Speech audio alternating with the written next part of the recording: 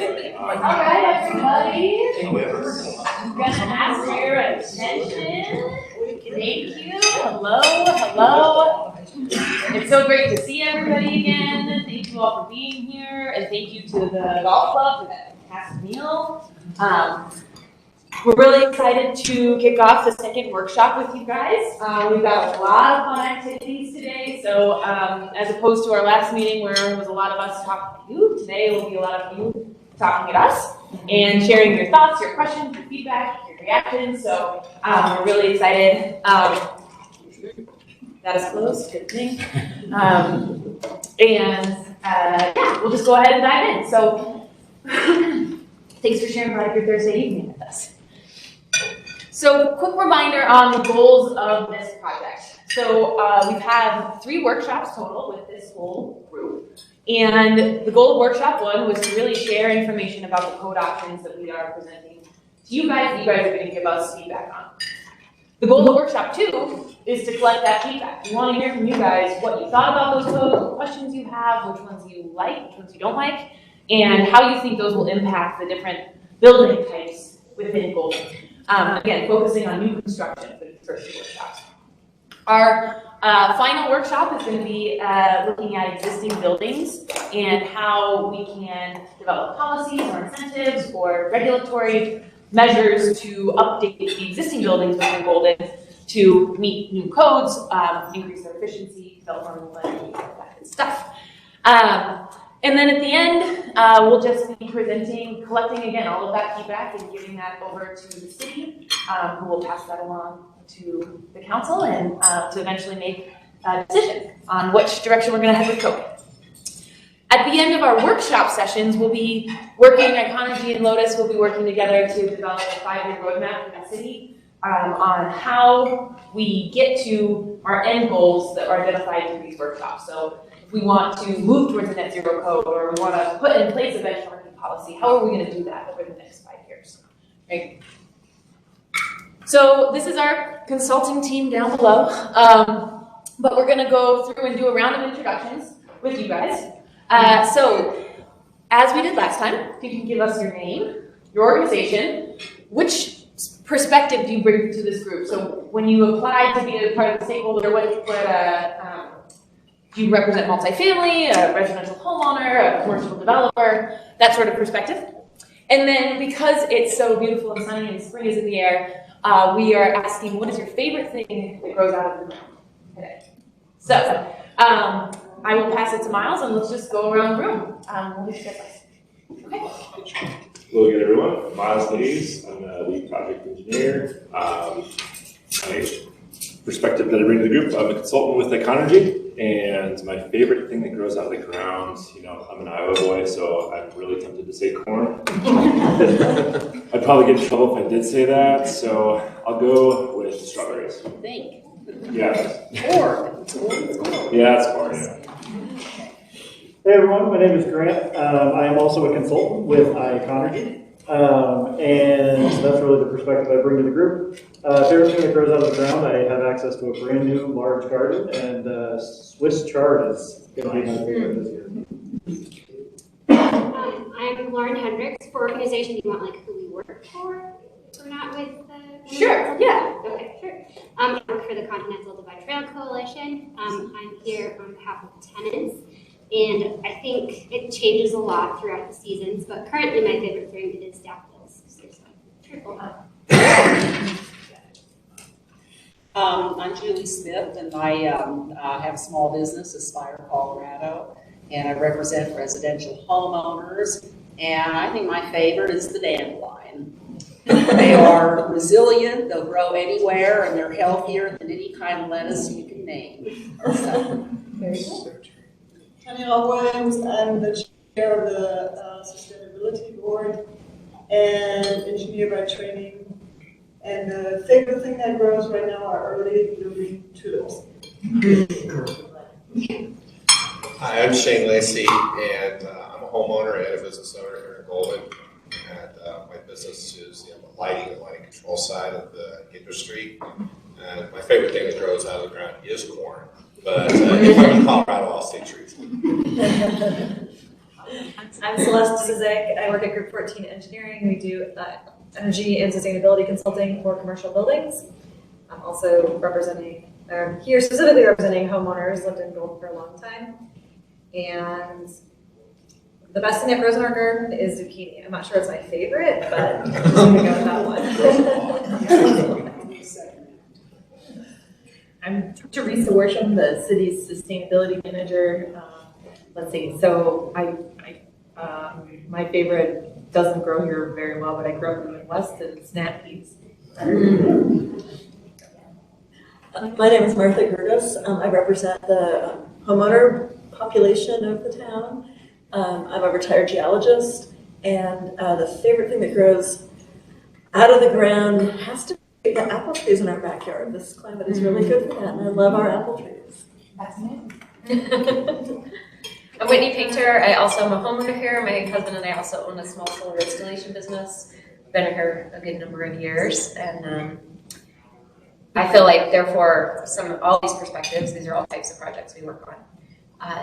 In terms of things that grow out of the ground, I agree with Julie. Like those dandelions, feed those bees at the beginning of the season, something fierce, and people are always trying to get rid of them, and the bees need them. But also, we have a couple awesome cherry trees growing in our backyard that are pretty remarkable. I didn't know all this. Yeah, we get cherries every year. Yeah. Todd Collins, homeowner, small business owner that focuses on building products for high performance buildings called AE Building Systems. I'm also on the Planning Commission and the joint committee between the Planning Commission and the Sustainability Commission. The favorite thing would probably, and they don't grow well here either, but raspberries. Oh, they do grow. They grow here. They're out of control in your yard, I think. Thanks, Todd. All right, I'm Howard Wright with Foothills Regional Housing. I represent local developers, multifamily, and affordable housing. My favorite thing that grows out of the ground, I'm going to echo it, raspberries. Hi, I'm Ken Jacobs, just finishing my term on the Sustainability Board, also a homeowner here in Golden, and my favorite thing that grows out of the ground is avocados, which thankfully you cannot yet grow in Golden. I'm Janet McKeppin. I'm the Affordable Housing Policy Coordinator with the City of Golden. So I'm obviously here to help give a voice to affordable housing. And I think the favorite thing that grows out of the ground for me, I love caprese salad. So tomatoes are going to be my thing in a little bit. My name is Bill Lucas Brown. I'm a homeowner. I'm just finishing my term on the Sustainability Council. My background is in home efficiency, and currently we are working on a startup doing home electrification, decarbonization, where we take fossil fuels out of the home and we electrify mostly old homes, which can be a challenge sometimes. But we're trying to solve that, kind of make a frictionless road for people to decarbonize and get into electric vehicles in their homes and everything. And my favorite, I'm actually looking for it every day as I walk around Golden right now, is asparagus. And believe it or not, it grows all over here. It just, you wouldn't know that you were looking at it until you kind of see it, or it's too late and it just looks like a giant bush. But right now, if it rains, I'll be fighting some of you to stuff that gets green. So. Hi, my name is Hillary, and I am a bonus engineering and sustainability, and I am here just to support Kim in facilitation, specifically on the commercial side of things. And favorite thing, I definitely would say daffodils. Favorite. I'm Lauren Simmons. I'm with the planning department. I'm still here representing lots of different perspectives from the housing side, but I also am the staff liaison to the Historic Preservation Board, so I also represent that viewpoint. My favorite thing that grows out of the ground, I'm from Florida, so it's palm trees.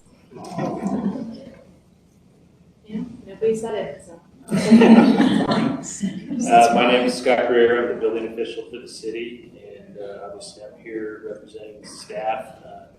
And I administer and enforce adopted building codes, and was what Bill was thinking, taking my idea out of my head, because the wild asparagus is all over the place here. But that said, I'll just go with cactus. Marissa Major, I am a sustainability technician for the city of Golden, so I help implement the sustainability program with Teresa. And my favorite thing that grows out of the ground is European past flowers. They're xeric and so pretty, and they're usually like one of the first things that pop up, so I always look forward to them. Nice. And then let's go to our two in the back. Hi, everybody. I'm Claire Cantor. I'm with Lotus. I'm a research associate. And favorite thing that grows out of the ground, this is very broad, but just wildflowers in general. Hello, everyone. I'm Maria Ignacio. I am with Iconergy. The perspective I bring is sustainability related. And the favorite thing of mine that grows out of the ground is rhubarb. I love rhubarb pies. Yeah. Awesome. Thank you, everyone. And my name is Kim Schlupfer, for those I haven't met yet. And my perspective, I've been with Lotus and consultant, and I've got many years of green building consulting work under my belt, as well as supporting local governments with policy. So hopefully I can bring all of that to bear tonight. And my favorite thing that grows out of the ground, I'm gonna have to, go with you two. Raspberries are my all-time favorite. We have a raspberry bush in my house growing up in Parker, so it was a favorite summertime treat that came around. Fantastic. Well, thank you everyone for that lovely round of introductions. So you all should have an agenda in front of you, along with a couple of other sheets of paper that we'll use later in the meeting. But our agenda today, first and foremost, we're going to ask you guys for what your reactions and thoughts were about workshop 1. I'd love to hear feedback from this group on what you thought about that workshop.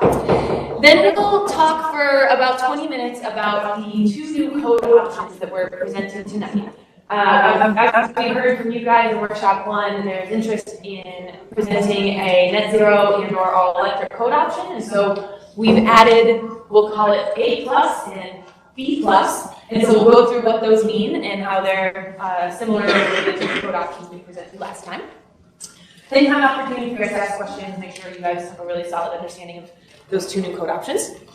And then we're going to have what we're calling your interactive session. So we're going to have 3 tables set up around the room. One will be for single family, one will be for multifamily, and one will be for commercial. And what we've done is created pretty much what I would call a builder's checklist. A checklist of all the things that you would need to do if you were going to build to the standards within code option A plus, B plus, and C. And so we'll ask you guys to kind of divide up and go to the table that best represents the viewpoint you're here to represent. And you'll spend about 15 minutes at the first table you go to. And the opportunity for you guys is to ask questions, discuss together. We'll have a consultant or 2 at each table to make sure we can answer all of your questions. And really just dive into what does it mean to build to these standards. So we'll have 15 minutes at the first table. And then we'll rotate you around 5 minutes at the second table and 5 minutes at the third table. So it'll be really important that you head to the table that is the representative of the perspective you're trying to bring to this group, because that's the table you'll spend the most time at during that session.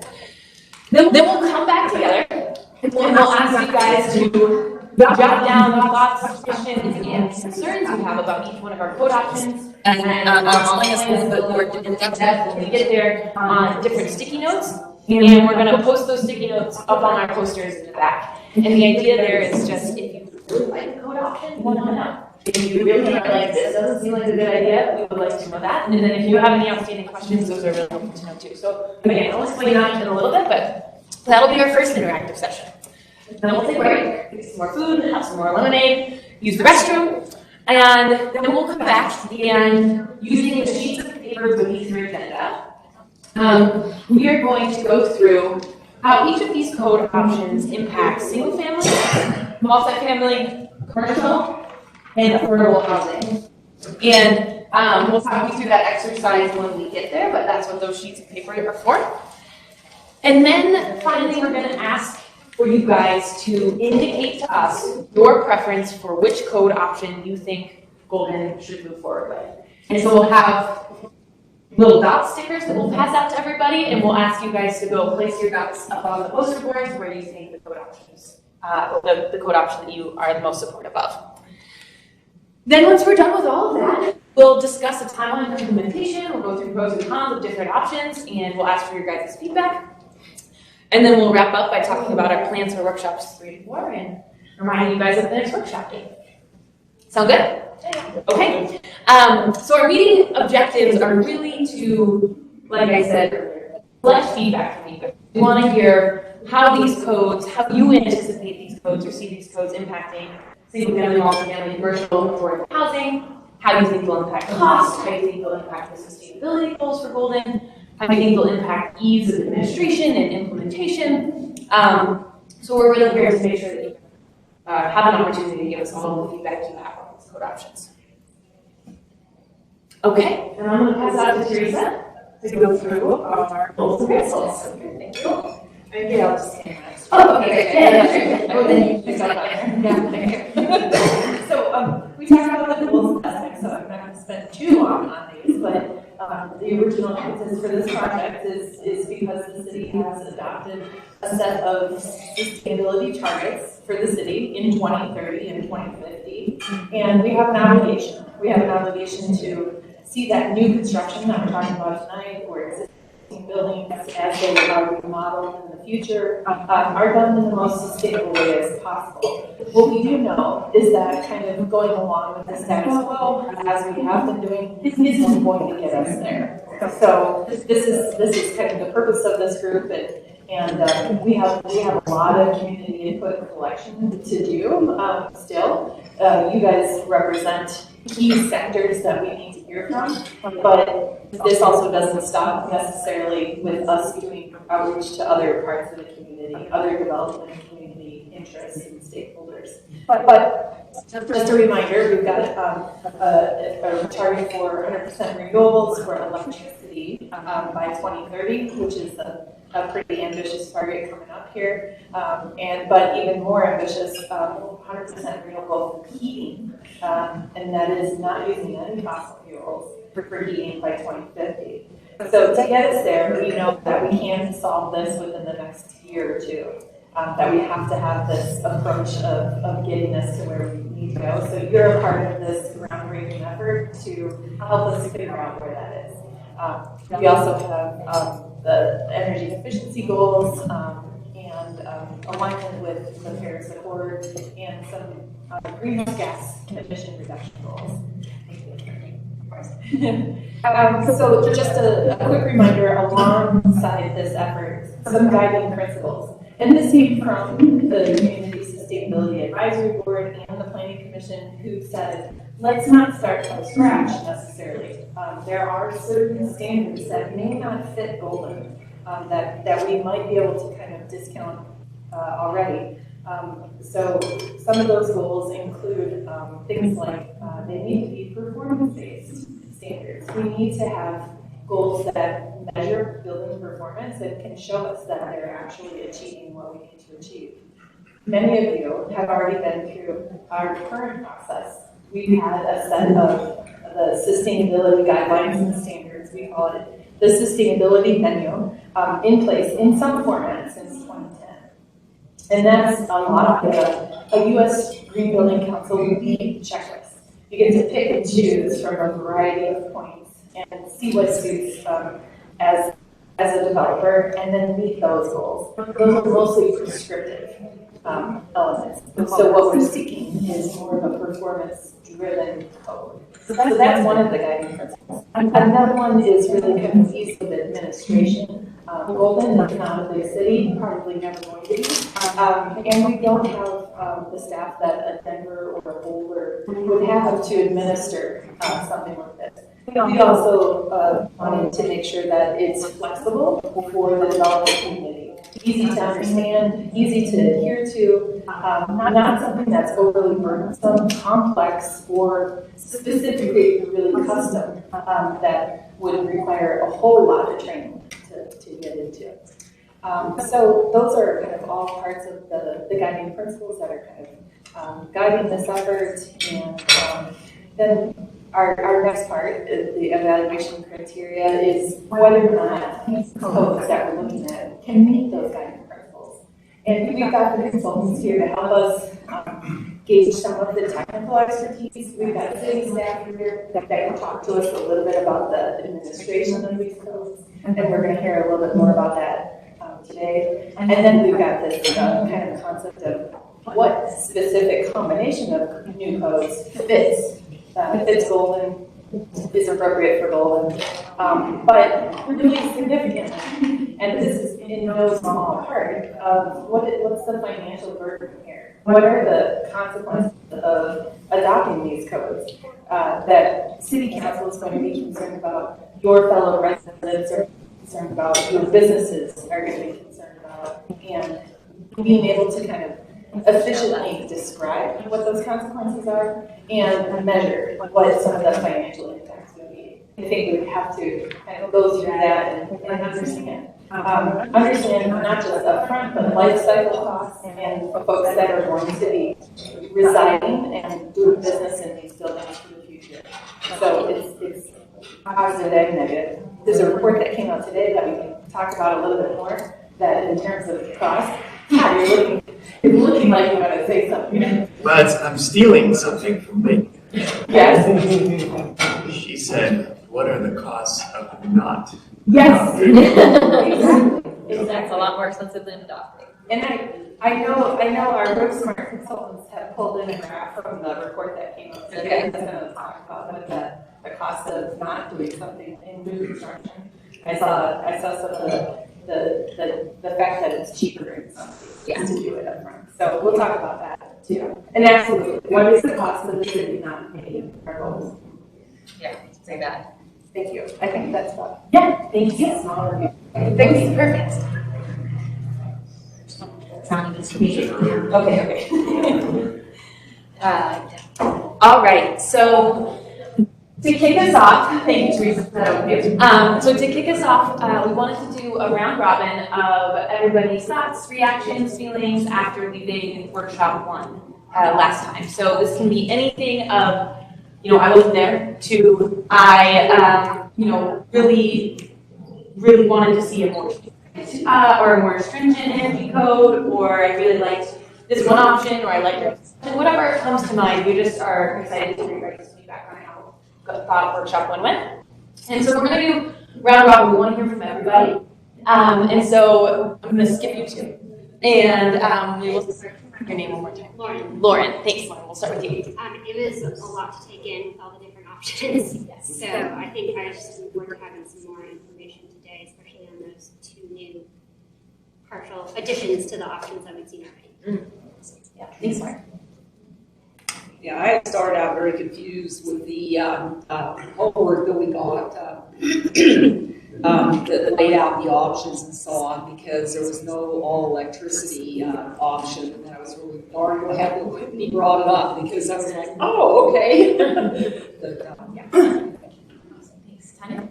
I think you did a really nice job presenting the different options, and that they were not too complicated, but you delineated them fine. So I'm looking forward to the additional options today. And one comment just for everybody in this room is that even, maybe it seems like, because we had some discussions after this group last time, it may seem like questions that you have may not fit into this room, or you may have certain questions or concerns. I just want to say we don't have a lot of meetings, and just always think that the question you may have, 1,000 people that are not in this room here may have the same question, and we may be asked that when we're in front of council and trying to justify whatever recommendation comes out of this. So please just bring those questions and concerns, and have just the trust to put them in this room here so that we hear them and can prepare for them. And yeah, that's what I wanted to share. From the first meeting, nothing was presented that was surprising to me or that I was unfamiliar with. I thought it was well explained, and I think if I went away with any concerns or any observations, it seems like most of the people are involved in some way in the energy industry. So I was questioning where are low-income homeowners in this group. So this group may not be a fantastic representation of the people involved. Probably starts to get repetitive, but that was a good kind of presentation of the options. Also was excited, I think, just some of the changes that we're going to see today of adding those other options. Of at least let's talk about being more aggressive, and I think we're doing that. I'm also interested in seeing some of the details because I mean, this is what I do for my job. Partially, I don't get as much of these particular codes, but it's really complicated. Of like, oh, that sounds good, but there's a lot of details of if you pick this one, understand that you're requiring this, which could be expensive or have these other implications. So getting into some of those kind of comparisons, I think I saw the materials that we're doing some of that, a little bit more of that today, but I think that is a helpful thing to kind of understand, like, oh, that sounds great, the green construction code, and oh, but nobody else has adopted it, and here's why. So kind of getting into those kind of details of what this means if you were to adopt it. Thank you. I thought of it too, and I just want to say thank you to Shane and Tanya too, that echoed something that I think is really important. We are a slice of the whole community. By no means is this the end of the input, and so you're right. We're missing a whole lot of large-scale developers, medium to small developers, more low-income folks, more tenants, and we're going to do more. We're obligated to do more outreach between here and whenever we get to council, because that Tanya's right. The first thing that council will say to them is who did you talk to? And if we didn't talk to enough people, they'll say go back to the drawing board and talk to some more people. So what you'll see throughout this process, and even continuing after this group is done, is more surveys that are going to go out, more chances for folks to participate, watch these videos, take the same kind of space that we're asking you and those questions, and give us their input as well. And only until we get kind of a critical mass of input are we going to be feeling a little bit more secure about how many people we've reached out to. So thank you for both of those comments, and I think that's right on. I don't do this on a day-to-day basis, so I really appreciate the pre-reads both times that went out. It kind of helped get my brain focused on the right things, and I could look up what I felt like I needed to look up ahead of time, so I wasn't just totally confused. And then having done that, I felt like the presentations were really good and really easy to follow. And I guess I was out of the conversation where I felt like there was a disconnect between the golden adopted sustainability goals and some of the options that were being presented. And so I'm glad we're coming back to look at some other options today. And I guess the other thing I felt like was sort of missing or is in my mind is the cost implications of all these. And so, it's easy to just want everything, and then you're told what the price tag is, and you kind of dial back your expectations a little bit. And I think that would be helpful for me to calibrate my goals with some financial numbers that we can get to that over the course of time. So having served on the sustainability board for more than a decade and chairing the board during the time for forming those goals, I think it is important, obviously, this input from different sectors, but I think for this stage of this process, what I think is important is the expertise at the table. It's an impressive array. When you look at other communities that convene processes like this, you don't always see this much knowledge base already at the table. And it's profound. I mean, it's a real benefit to start the process with that, I think.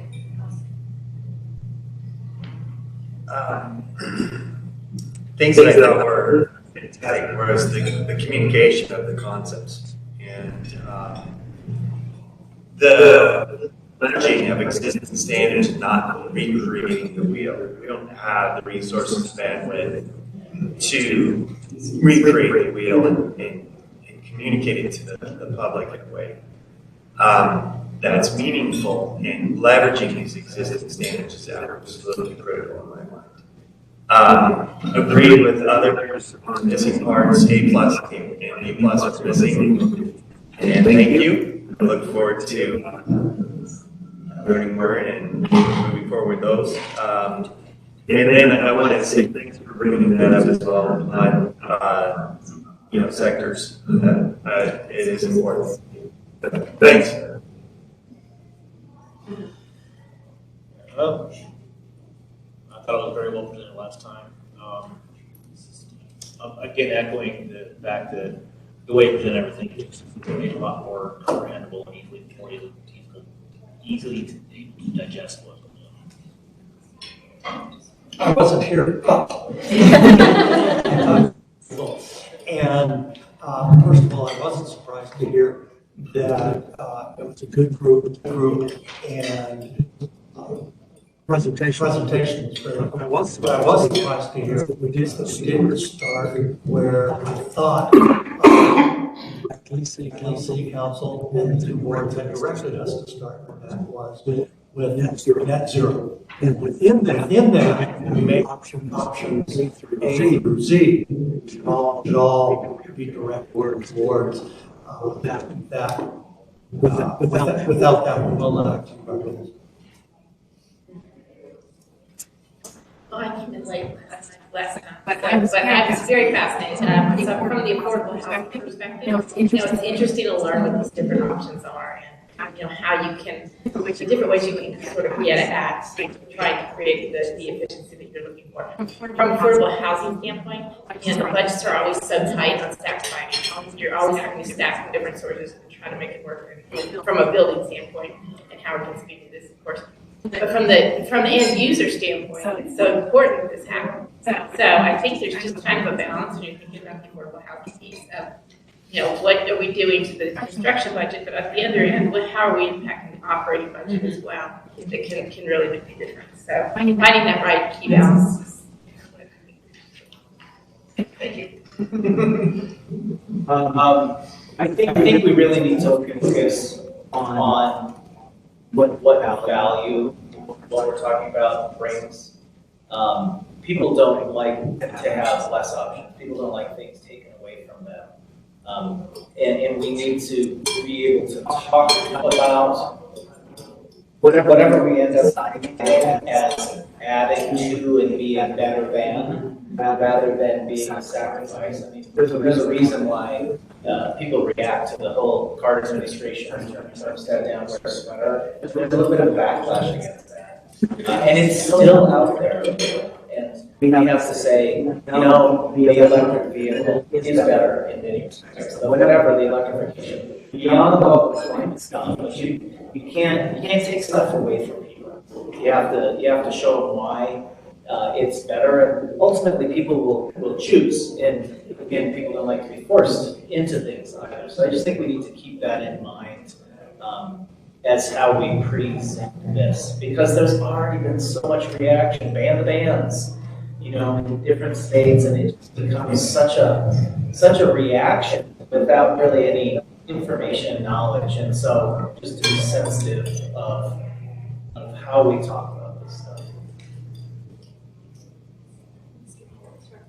I think the first workshop had a lot of great discussion. I really enjoyed that. One thing that I've been thinking about a lot is that build is a planner.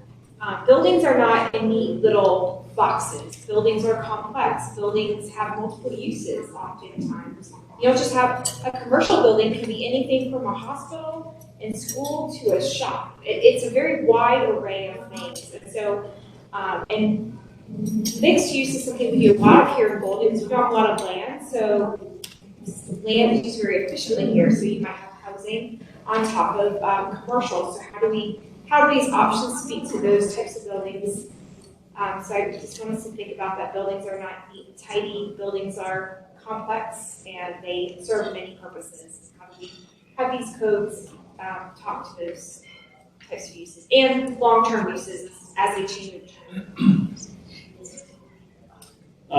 Well, first of all, there's a number of people in the room that have already commented on things that I would echo. One thing I would like to add to that, and something I feel like it's important to stay on track when we're having these meetings, especially as it relates to talking about the different options. And there might not be as many people in the room that are technically proficient or understand what those options need. And I think it's most important that we identify an option that best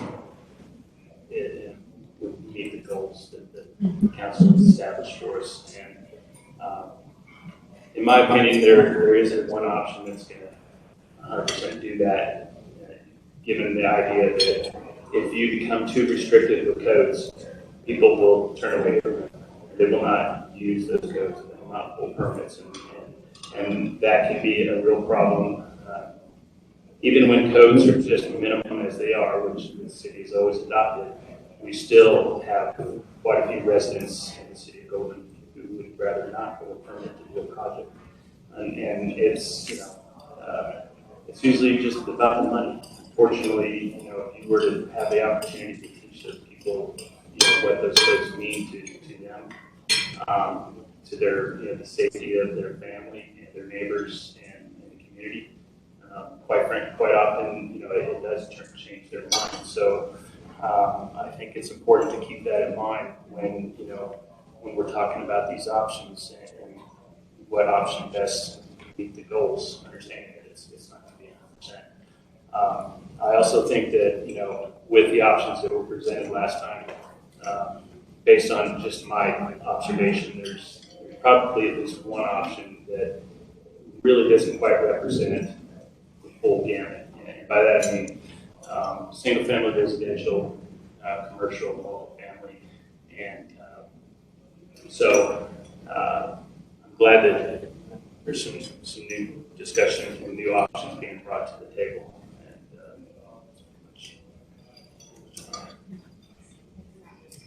I came away from the last meeting not having a specific preference on any code. I learned so much about them, I didn't feel like I could have a preference, which is common enough.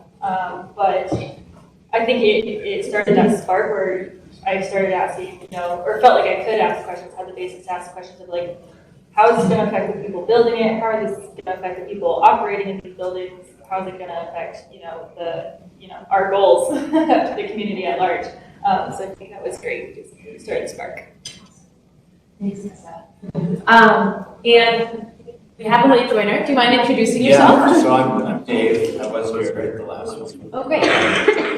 And I thought my takeaway on it was I like simplicity, right? And I think simplicity also is an easier thing to educate.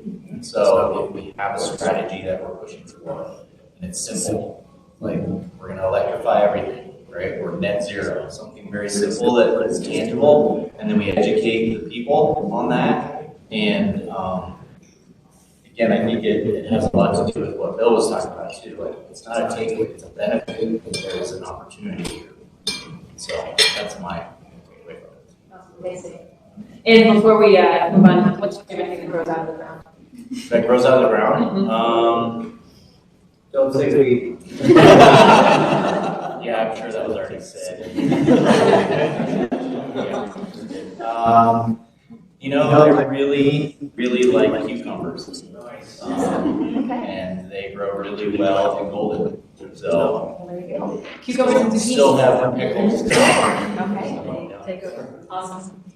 Thank you. Great. So those thank you for sharing all that fantastic feedback and input. I'm curious because there were so many great things that were said. That sparked anything new as if you had already spoken and heard another person comment.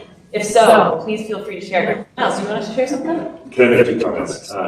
First of all, thank you guys. That was awesome. I want to definitely reciprocate some of the things that were said. And you'll get into this, but definitely the purpose of our keynote process is, to Tanya's point, add as many as you want. Pile that board full of your feedback and questions, because all of that piece is valuable. So thank you for that. And I also wanted to maybe mention that tonight again, we're still focusing on the construction, just so that everybody is really just focused on that. And we will definitely be doing some of the permitting stuff and existing stuff next time. So I just want to make sure that going into this, we're all on the same page. Otherwise, awesome feedback though.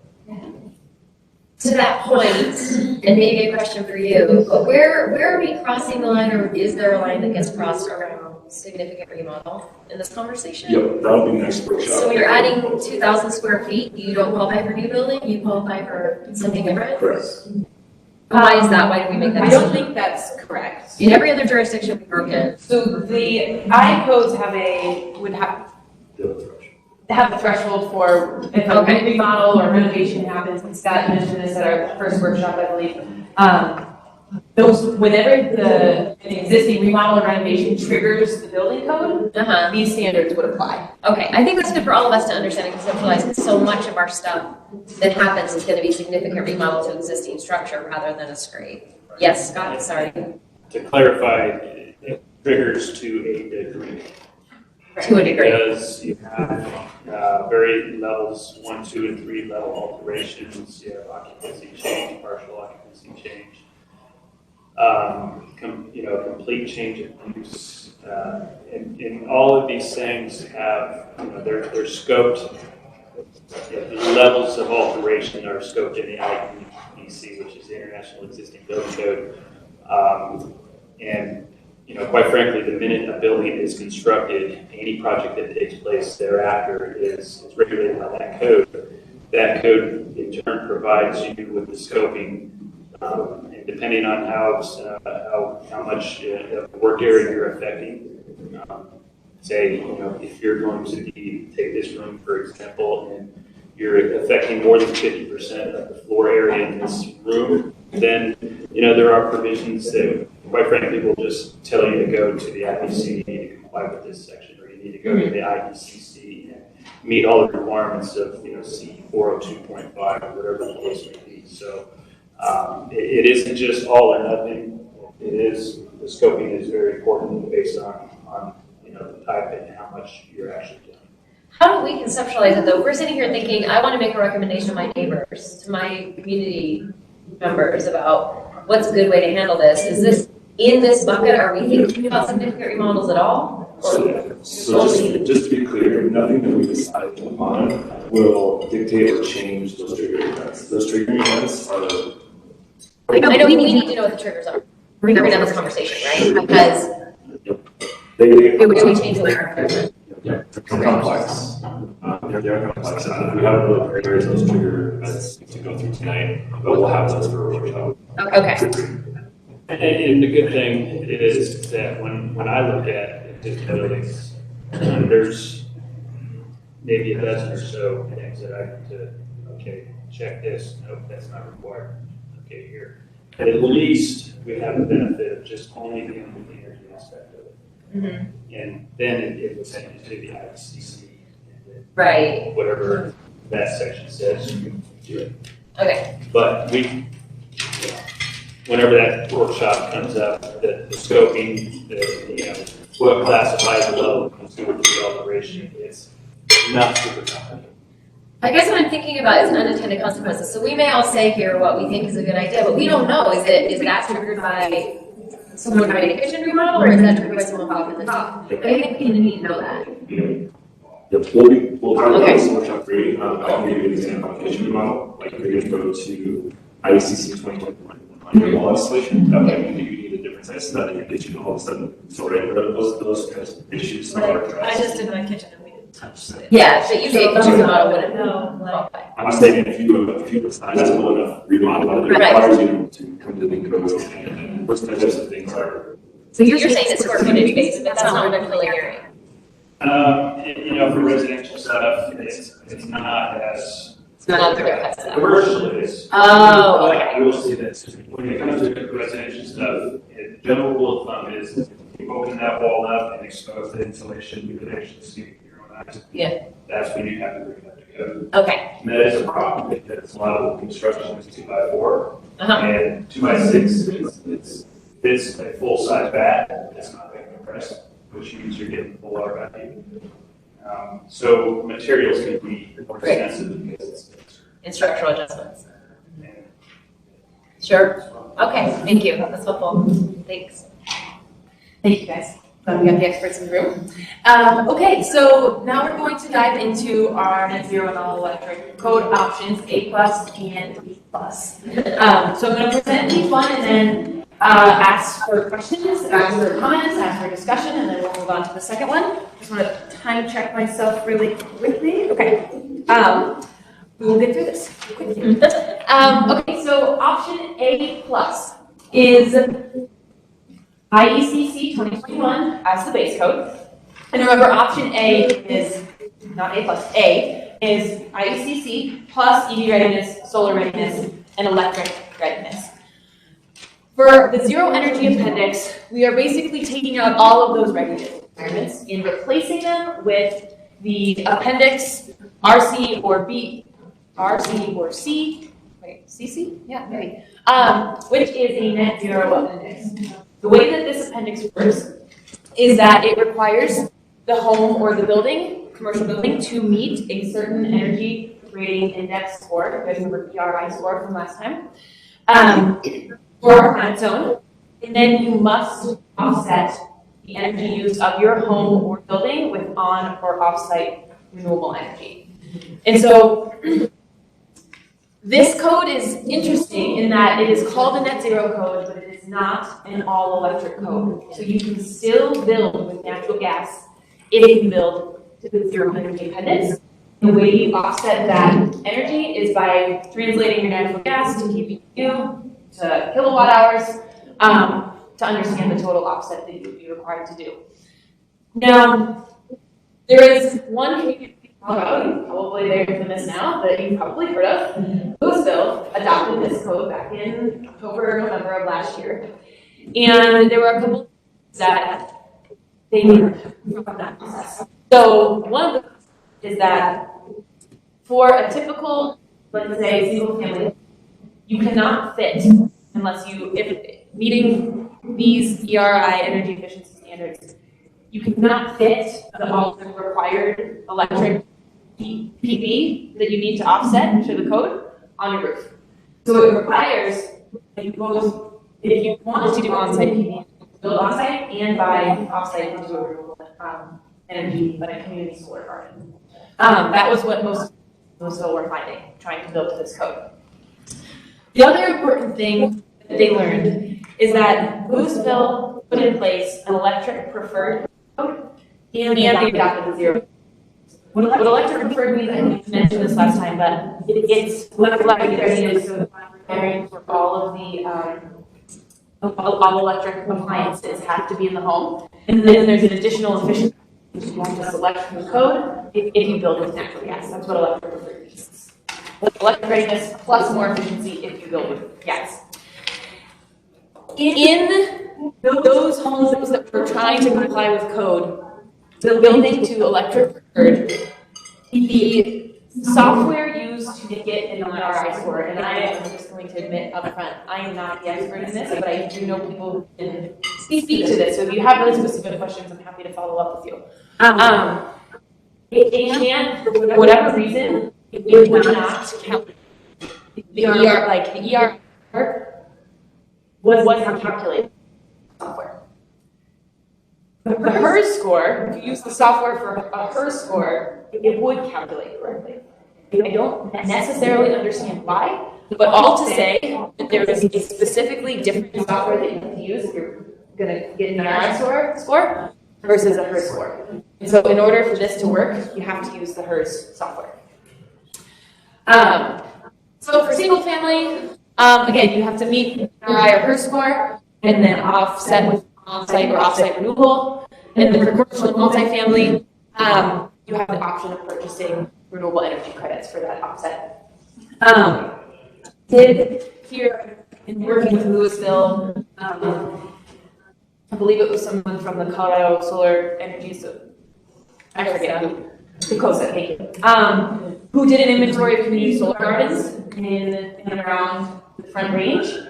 And they said, for now, there is enough community solar for, there is enough community solar for those Louisville Marshall Fire home rebuilds. That was sort of why they were looking at that. But something to consider, if people cannot put all of their PV on their roof, are there enough community solar gardens for that off-site renewable energy? Can I ask a question on that? Please, yeah.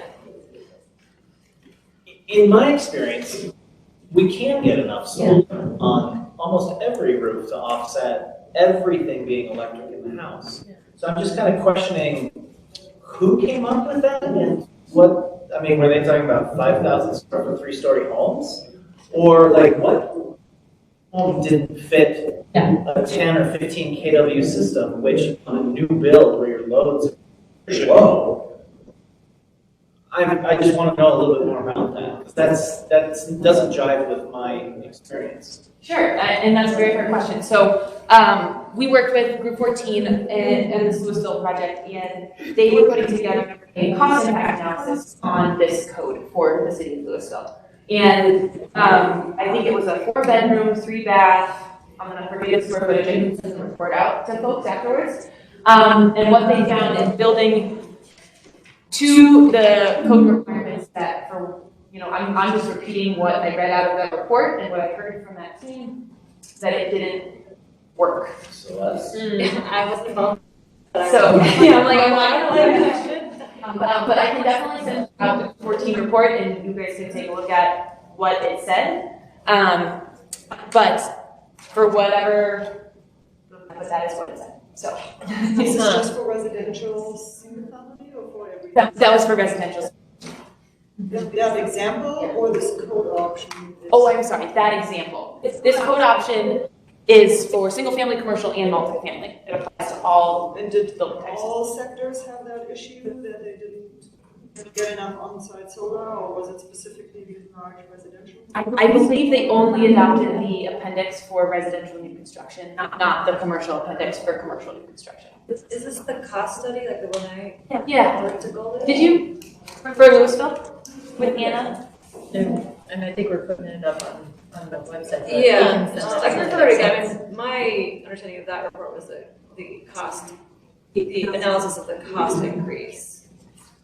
It was, and I'm sorry, I should be clear, in trying to figure out the cost for this code, it was, in the discussions we had, the project team, there were both costs for solar as well as offsite, because for whatever reason, the full offset couldn't. I guess I don't want to jump, I mean, I have seen the study, I didn't participate in the study, but I don't want to jump to saying that Group 14 said you can never put enough solar on a roof of the house. Yeah, I'm sorry, I don't think Group 14 would say that. Yeah, parameters of, I mean, we do a lot of projects that are net zero, and we know that you can't fit enough solar on a roof of a building if designed efficiently. So that is not what we're saying. You know, okay. and I think this particular study, I don't have to look at the details, I don't have to specific parameter of a certain house as a concept to look at this house. I know a lot of the houses that burn in the Marshall Fire. I know people who live in those houses, and they are monster story. Yeah. So the whole basement. They only put a small amount of solar in those real monster homes. I feel like they must be like really super tall. So I would say that analysis wouldn't pertain here necessarily. Like, it's not a normal experience with it. Right. So I don't want us to all think The that it's takeaway from the impossible. study is that it was expensive to do the zero energy with the extra. It was not just the solar; it was the extra insulation, and it was cost from contractors. So that was my takeaway from reading the study. All I did was read it. I didn't participate in the actual engineering of it. But the takeaway, I would not jump to saying you can't put enough solar on it to be zero. Yeah. Okay. Thank you. Keep in mind that it's solar. So it's not just to create your own energy. If you're using natural gas, you have to offset that. But to Bill's point, So if it's all electric, if it's all electric, then it's no problem. We're also, yeah, well, if it's gas, then yeah, you might need more to offset. That's why you because might the carbon use gas. footprint's higher. Right. But But not just- yeah. Yeah, So that's why maybe you would that's just right. not use it. And that maybe, did that study looked at a home built with gas and a home built? but it was all specific, pretty specific parameters in the report of like, yeah. here's this example house, here's what we asked contractors, here's the modeling we did. So I'd say don't extrapolate that to saying. Yeah, and I apologize if I misspoke there. Just what I was trying to convey is that through that process, that was something that I took away, is that in some cases, that you might not do most. I don't appreciate want this experience. residents, builders, or homeowners, or officials, or whomever to put out a false around this. Yes. Now, real estate, roof real estate, solar can be an issue, absolutely. And it's certainly an issue on old homes where our energy usage index is 3 times as high as a modern home. But even meeting modern code, I mean, we can get there. And in this case, try to do buildings. Cut up. So You know, it doesn't have to be perfect. We can still make it work. I can make 1940s homes work most of the time. You know, so it just doesn't jive with. But for like, it's, like, could my house get solar? I don't think it can. Probably not. Well, Well, I guess my take on this is, This is all very subjective, first of all. There's more to the offset, in my opinion, that goes into the orientation of the home, and what kind of neighborhood we live in. These giant 50-foot trees that sometimes shade portions of the house. And nearby tall buildings that either were there when the home was built or built afterwards, something like that can shade the. And honestly, I don't know what the average is, but I can say from what I see coming across my desk for solar plan reviews, 10 or 15 kW is not very common. No, are you kidding? They're extremely common. They're 90% of our work right now. Well, that's not what we've been permitting. It's not true, Scott. I think it's important for us to consider that there will be a variance process. Within the variance process, if you have a hardship, you apply for the variance. You don't have to cut them or silver. Exactly. So let's ignore the fact that some buildings have buildings that are shading, or trees that are shading, or mountains that are shading them. There will be a variance process. Figure that out. Okay, so that was great. Thank you. Thank you all for calling me on that one, and then also explaining from your experience what you see in the field, because that's exactly why we're here, to hear from all of you guys. Are there any questions about this code option? Yeah, I have one that's probably stupid. There's no What is ERI? ERI is the score 0. ERI is an energy rating index. It's a home energy efficiency score that's provided through one of maybe two or three. How many softwares can you use in the code to get that score? There's a couple softwares you can use. They give you, basically, you put in all of your building attributes into this modeling software, and it tells you how it will perform. And 0 is net 0. Yes. All right. So, I was going to say something. I feel like I'm talking too much, and sometimes that happens, and I apologize. But the idea of how we define 0 is really important, because net 0, as you touched on last time, it can be for existing electric but not touch gas. It can say 0 energy. It can say 0 source energy. There's so many different ways to do this. When we talk about net 0, well, again, it's all about definitions. Maybe we need to call it 0 carbon, because ultimately I think that's the problem that we're trying to solve, is stop heating up the earth, right? Let's stop taking stored carbon and put it up here. And the only way we do that is with renewables. So that's a net 0 carbon, right? But it's misleading when you just see it, 0 energy, oh, great. But I still have a giant boiler that's running on natural gas and everything else runs on gas too.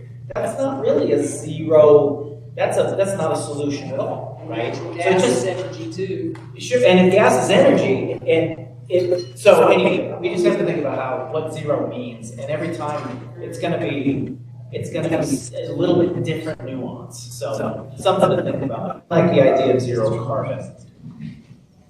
So I think all of these points are great, and they're very valid, and there's a lot of nuances of this. So, but in the interest of keeping us on track, I'm going to ask that. Bill shuts up. Okay. No. No, not at all. Not at all. I think the point about this is that we recognize that A+ is a 0 energy that allows gas as an option. So if we go into the B+ option. Thank you. That might shift the discussion. Thank you, Teresa, for that transition. So the B+ option is our all-electric option. It does not allow you to move with natural gas.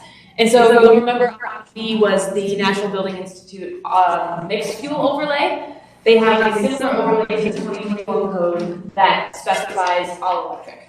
So you guys remember option B, it's very similar to option B. You still have to maintain and put in demand responsive controls into your home and your commercial building. EV and solar readiness are still part of the equation. You have to do energy storage readiness, and for commercial multifamily it adds energy storage readiness. But instead of doing electric readiness, where you're pre-wiring for all of your electric appliances, you just have to install all electric appliances. So it does not allow for any fossil fuels to come into your building. In the commercial and multifamily option, the there is an additional efficiency requirement that comes along with the all-electric overlay. So if you guys recall, well, we didn't actually cover this last time. In the IPCC, there is a section for commercial buildings that is for additional energy efficiency. And for commercial buildings, you have to earn, there's all these efficiency measures that are ranked and they have a point value assigned to them. So you have to earn 10 points. 10 points. In the additional efficiency section for commercial buildings by picking and choosing additional efficiency options within the code that get you to 10 points. Now this is saying you have to get an additional 5 points on top of the 10 points in order to be compliant with this code. So it just shifts that language a bit. But again, absolutely no fossil fuel burning equipment in the building. Thoughts, questions, comments? Yeah, Tanya. So you did mention here what you mentioned on the zero energy, that, okay, so you gotta be all electric, but is there a requirement that the electricity needs to come on-site or off-site from renewables? No. Okay, so it's just the infrastructure where the electricity comes from, okay. To the other code, I had a question, the off-site requirement. How did Louisville, if they didn't meet on-site, were they actually able to find off-site energy? Or what options did they allow for off-site? Yes, so the options they found for off-site were through community solar gardens for Louisville, owned by Excel. And those are, Excel will build the solar array, and you have an option to purchase panels or lease panels within that array to credit towards your home's energy. That was the only option that was allowed? For off-site, yes. And they were meeting demand with that? Because From what I recall, they have enough community solar gardens to meet the demand for the Marshall Fire home rebuilds. That was the only scope that I was looking at for that, or the team was looking at. What is electrification, or the storage, let's see, you get a storage thing there? What does energy storage readiness mean practically? Is it Space and free wiring for battery. Okay.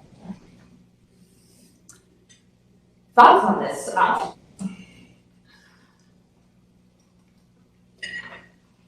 Yeah. We've talked a lot about community solar gardens, but we don't have any in Golden, right? So we would have to build those. There's a utility program that you can subscribe to. Right, but it's saying that and being difficult here, community solar gardens can be challenging. We need to project. But it wouldn't be as difficult as how we need it. We need to project what that offsite demand. Right, you would need to know what land mass we would need to create the solar, and how we would do that. And often people are not defining it as within in your local jurisdiction bounds. It's typically on your utility grid. Sure. So it could be anywhere in Xcel Energy territory. It could be a solar farm that can contribute. I guess the point is that we would need to know what that would be. If we recommend something like that, you don't want to have a Band-Aid that we can't do. Right. I can look into this more, but I think it's the equivalent of buying RECs, right? So I think it's probably more broad than maybe, I think you can work closely with Excel, for example, and just purchase, solar RECs, renewable energy RECs through their program, and that's equivalent as the community solar. Not really. I don't think so. Help me understand. Can I subscribe and unsubscribe to that? So I'm trying to meet. I'm meeting the new building city codes, and I'm subscribing. Oh, and then you I just drop it, and then I go back to my coal-powered Excel fossil fuel plant. Yeah, solar gardens are usually a bit different. Like your wind, you can choose on your utility, I want to participate in wind, or not. A solar garden, you're more buying a subscription to it. It's like how to turn. It's a bit more different. It's not. But you can drop your subscription anytime you want. Drop it. It's not like putting it on your house. The house is all electric, but it doesn't necessarily. It's not an ongoing. It's not zero carbon necessarily. So maybe think about this. This is one thing that the Sustainability Board and to some extent maybe Planning Commission would be interested too, is defining what they mean by off-site solar renewable generation and what would meet this requirement. So when you're thinking about what you might endorse personally for your sector, think of it in terms of then the city should define what that means. Not necessarily resolve it today, But if that's a big flaw in this calculation, like maybe the city needs to own all of that solar, capacity, so that if somebody did decide to unsubscribe, that the solar capacity is still provided for that development. So there's a lot of unanswered questions there, but think about that in terms of like, maybe this needs more work. It's a function of policing, and it could be all new construction's policed by Excel, audit, whatever it is. I don't know if that's the right thing, but what we're delving into is how do you police it in the long run, if it's offsetting. So there's a list in here, and I can show you guys this at the table if you don't want to read through these. There's a list of 7 qualifying offsite procurement methods. Is this residential or commercial? Okay. Is this NBI? Nope. Kim, I have one question on that, on the solar readiness part of that. Yeah. So the solar require energy storage readiness for a multifamily, would that be per electric meter? Like, is that something that a tenant could benefit from? Or do you happen to know this question? And I'm not sure the answer to that. Miles, do you know? I missed the question, sorry. For the energy storage readiness for multifamily, is that per energy meter? So per unit in the multifamily building, or is that for the building as a whole? I have a look. I can look at Yeah, good question. Tanya? I don't know if you have that number, but this A+, B+, and conventional building now, if you follow those codes, what's the price per square footage for a multifamily unit? For this option? 3 codes, A+, B+, and how we're building today. That's a fantastic question. I mean, there is a study coming out today where we can talk about what it is to build to option B. Single family, multifamily, and commercial, and Miles, I'm gonna invite him up here to share this. As far as code option A+, we haven't conducted like a cost analysis on each one of these options, like a cost per square foot analysis. There are many studies out there that point to many different numbers, and we can do our best to combine those and provide several resources that you guys can review, but there is not a set sort of square foot or price per square foot number. Right. There are a ton of studies. PNNL has probably the most. Okay. PNNL has a lot of good resources just for ICC 2021 baseline, right, over 2018. And then from there, the different indices have been evaluated sort of on a city-by-city basis. And there's a lot of variability there. And then there's a number of different studies that show sort of like how other studies were maybe looking at them incorrectly. And so there's a lot of, it's kind of an unknown right now with A+ as to like a specific, very concrete answer. I will say that when you're talking about residential new construction, this study is fantastic. It seems like the consensus, if you're looking at ICC 2021 residential over 2018, it's maybe an average between $7,000 to $10,000 they're saying on residential over 2018, keep in mind, right? What's interesting in this study is if you go, so this study is looking at the costs for an all-electric overlay over the 2021 now as a baseline. So what they found is that if you go all-electric out of the gate with the residential new home construction, you're saving an average between $8,000 up front on the cost of your home just by the avoided cost of all the infrastructure for gas, right? So on the other hand, in commercial and multifamily, it's a lot more expensive to electric, but 97% of the total added cost over 2021. So if we say 2021 is our baseline, now we're going all electric. The total new cost for commercial, 97% of that is in EV infrastructure. So just in electric vehicle charging infrastructure. The other remaining top cost that they're finding in this study is very, very minimal compared to 2021 as a baseline. Now, keep in mind, 2021, right, it's just taking in the next step in all of your minimum code efficiencies for all of your equipment. So we're not talking about like, if you're eliminating all the EV readiness and all the electric readiness provisions that you have to wire in addition to allowing natural gas, right? So you're just talking about the upfront material cost. That doesn't even begin to factor in all of the avoided costs that we're talking about by going all electric of having to convert later, right? So it is more cost effective to put in the readiness that we talked about last time. But by going all electric and commercial, I would argue this is still by far the life cycle of your building, a far more intelligent decision to be making. So this study I thought was a great one to, but unfortunately there just hasn't been like the concrete studies that we'd like to see to look at like each specific, line by line. This is more how this code compares to this one, Right, and this is not energy cost over any amount of time. This is only first build cost. This is first build cost. Right, so 5 years of energy savings. Exactly. Would be. And this study does factor that in. This study does include the energy savings, but so keep in mind this is based on Common Zone 5A, so good there. But the life cycle cost from a utility perspective is based on New York City. Oh, okay. So it's probably more expensive, I would assume, but I'd have to look for it. But yeah, so great study. And we have a few printouts of that. And this was from NPI? Today. So I'm gonna pause, question unless it's super quick, because we're gonna run a little over our agenda. Is this NBR? Yes. Is that Oh, the yes. source of the Yes. study? And we can send this out to everybody after the workshop. It was just released today.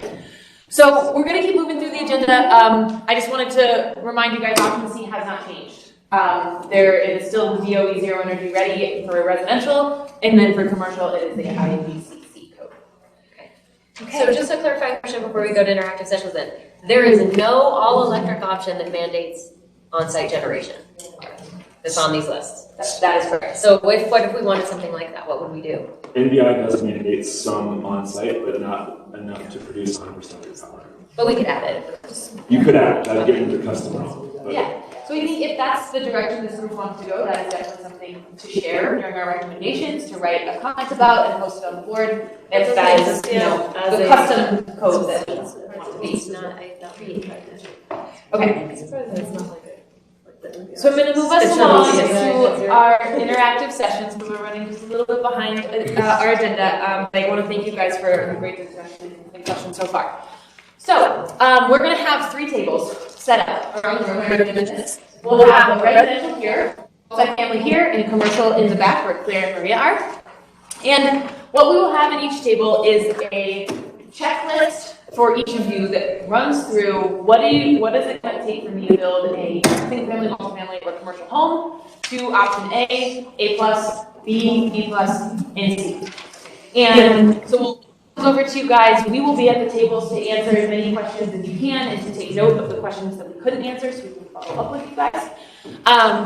And what you guys should do at each table, look at the checklist, ask questions of the consultant, discuss together as a group the ideas that you all have, and what we would like you guys to do, and this is all a suggestion, so take this as you will. We would like you guys to go to the tables that best represent your stakeholder group, right? And I want to know that we don't have a table for affordable housing. That will be bucketed under family. We will talk specifically about concerns for affordable housing in the second session, but that's just not one of our tables because the checklist is part of it. So feel free to go to the tables. I sort of pre-assigned a couple folks who I thought might fit well into a category, but if you're like, no, I want to do that, go to whatever table you would like. And we'll spend 15 minutes at the table that is the most relevant to you, and then we'll tell everybody to rotate, and you'll move as a group to the next table. 5 minutes only at the next table. We'll move as a group to the last table, 5 minutes only at that table, and then we'll come back together. You're not assigned. No, sorry. I had an exposure 5 days ago, and I've been testing regularly, but just want to make sure I'm as safe as possible for you all. So, we appreciate it. yeah. Sorry about that, and I'll try to stand back a little bit. Okay, so multifamily. Real quick, if all of you have pens on you, there's a couple things that didn't get printed within this. And so if you flip to your option A, what you're going to do is you're going to put $1 sign right where it says readiness path on the multifamily checklist. So your second page right here. And then you're going to put 2 next to net 0. So for readiness path, you're going to put 1, and then 2 for net 0. So, maybe I'll give you guys just a few minutes unless you want to dive right in, you want to ask any questions. Maybe take a look at the checklist first and then we'll dive into them. Well, I'll tell you my question, which I asked in the group roundtable, which is building Yep. type. So many commercial buildings have particular things that have to be built because they are a commercial building, whether it's certain ADA requirements because it's a public building, or it has occupancy because it's an assembly use, or it could just be, there's just hospital, school, they all have some really different configurations. Yep. So we should want to select and be applied across a broad range. Absolutely. So I've got a great answer to that. So IECC, right, the way that it's built, it's going to have all of your minimum efficiencies built in. So as a commercial building, you're right. You might have a huge boiling system. You might have a tiny little, split system. So IECC, its minimum efficiencies that are in the baseline 2021 code are going to dictate your minimum efficiencies. But depending on which avenue we propose, right, in addition to ICC, it may or may not allow you to continue using natural gas. And so in that situation, you would have to find the equivalent electric replacement. Like restaurants. Restaurants. Would like to use natural gas Yep. for cooking. Yep. Because it's just 6 options, and you pick one of those options to be compliant with code. So give me an example. Oh. Is there like So this could be a higher efficiency for mechanical equipment. It could be a higher insulation rating for in your walls. You're just kind of going one up with, this is already in the 2021 code, which is already pretty efficient, but it's just doing something even more. Yep, nope, that's exactly right. That's exactly right. Kim, I'm not sure I follow where B versus B plus are delineated. B plus is all electric. Yeah, exactly. So B is just you have to pre-wire for all electric, but you don't have to do all electric. B plus is you have to build all electric with some additional efficiency.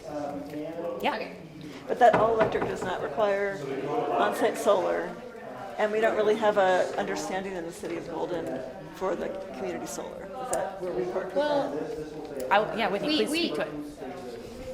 Under the rules of Excel, you can actually sign up for a solar garden. Okay. Yeah. Even outside your own county now. But you could. There's not awesome capacity for those subscriptions, and there will be less of it for people, rebuilding and those who are using some of it.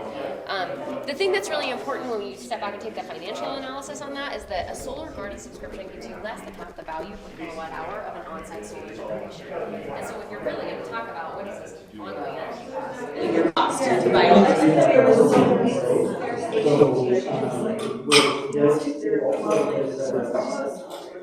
If you're in the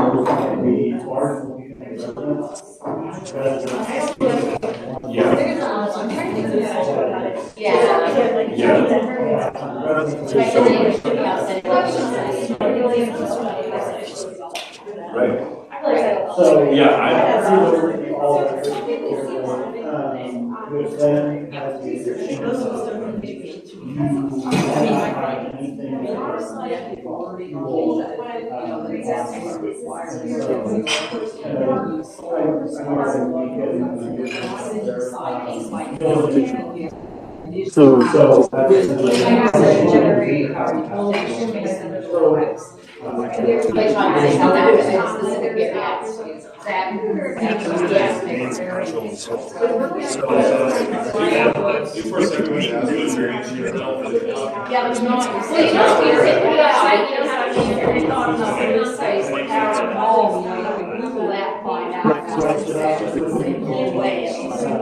Okay, so I want to hear, Scott, do you want to be sharing the cloud moving?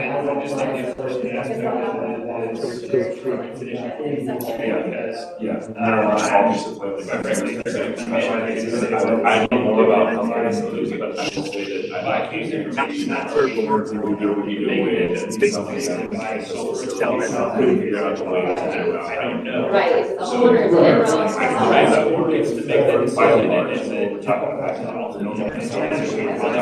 It's really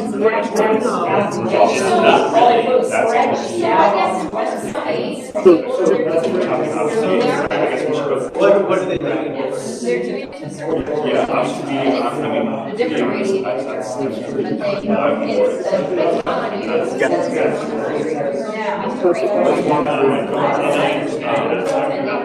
She's been, yeah, we've been on. They do that in there. B plus. It's just not.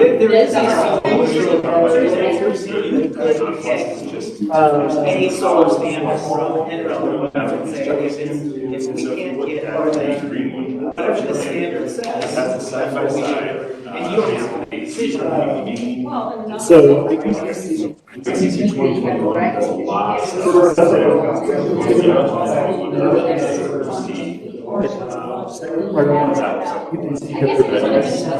Yes, sorry. It's happened to the architects they come in and say, here's your plan, that's option A plus. we did it. Shows you zero. You don't have to figure anything else out except you have to figure out the part at the end. Generation. Yeah, but they're asking for permit based on that. Just say it's a skiller.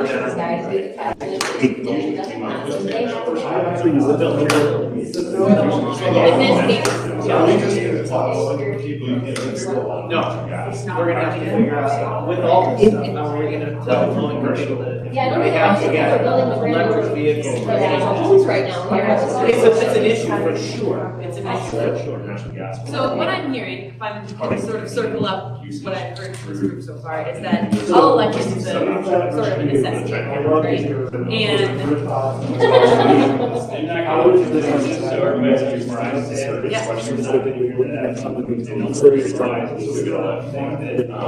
Option B is our citizens public, and on the left is mixed fuel, which is what we covered last time. Should be able to not wear a seatbelt. This is the biggest life safety issue we're talking about in our lives. We're talking about parking. It's like not based easy. I'm sure there are benefits. Absolutely. You can say, that's No. no, I'm not. Targeting. No, that's what I say, there's not a question. What does that look like? And it's not necessarily, just by saying we should sort of take the guidance from the code and just take those and say, okay, this is how. If you have questions,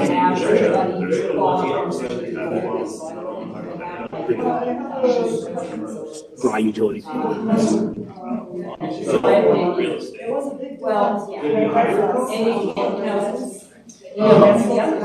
can also set up basically with a limit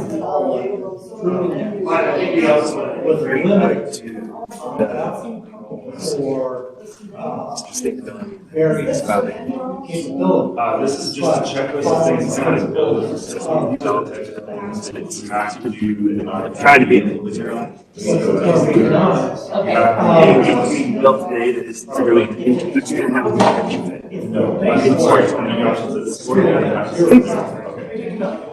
so it's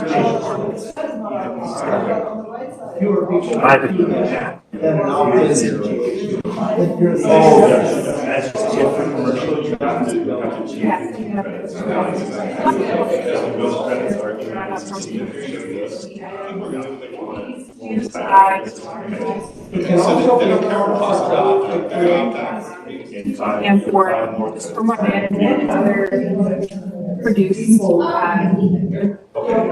we have to deal with species like the front thing. Isn't that the least cost?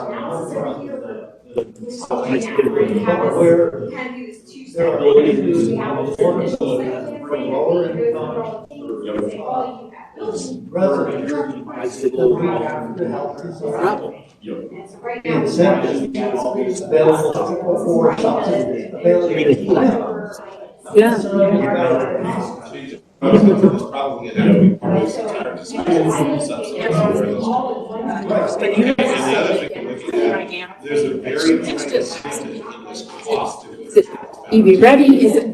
What's the cost of making this happen? Is it useful or is it? That's something I could see changing. If you're talking about 20, charges are probably There's a tremendous amount of environmental impact costs. If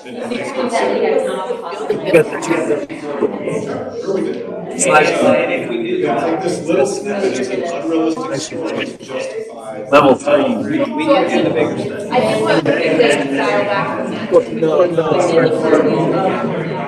The way a community inventory is completed, if you look at. That's what Scope 1 is all the electricity use with the community use, the coal or natural gas or renewable energy to produce that electricity. Yes, I'm just trying to. Natural gas, gasoline burned for the community.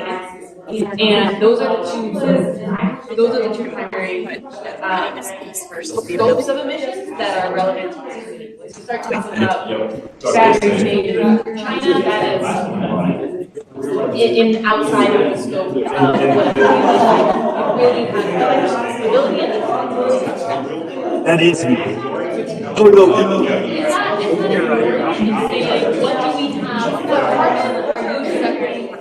Yes. I think the point is what emissions is this community recommending here? Help this community eliminate the emissions that are happening.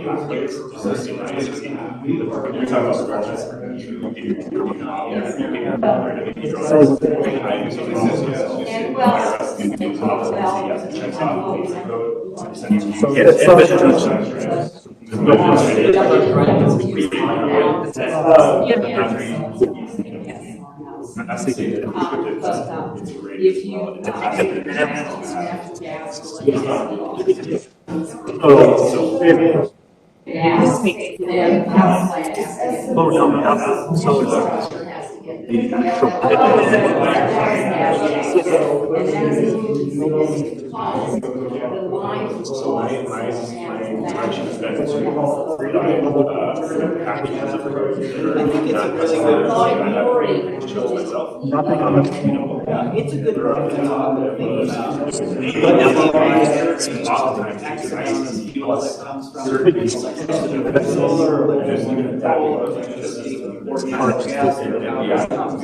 I think maybe it's not part of this discussion. It's a very different question. What are the consequences? You might say, we want 100% of them to be EV ready. So we change there. How many EV people drive around? How many?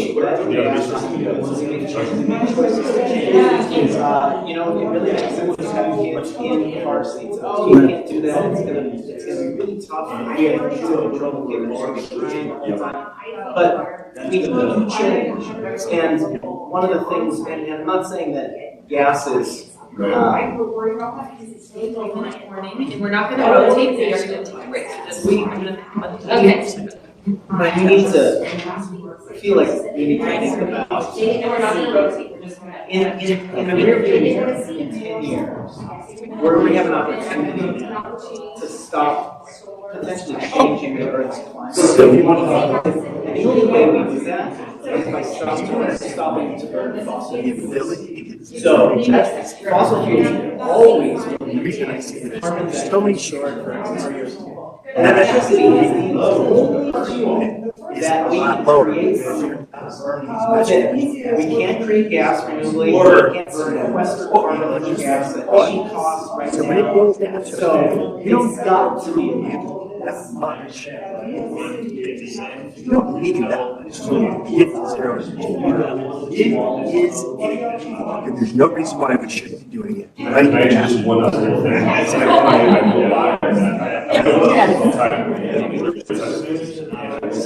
I totally hear your point. Keep in mind, someone has their goal. If we introduce more code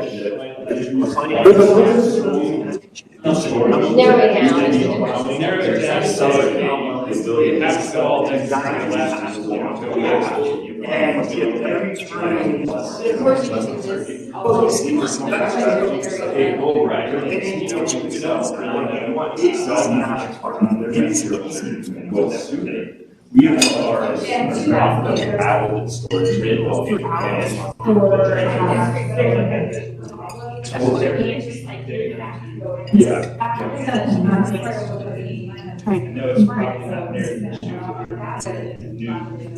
Time because much more get down.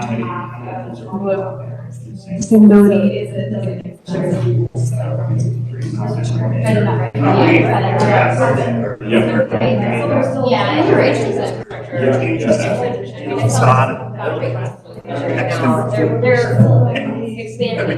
and they changed the facade, make another turn. resiliency on our grid is what You already built it in your yard. And you gotta build these in the middle of the city. Let's also Just do it with materials. everything outside because there's a big tree there because the roots are cut.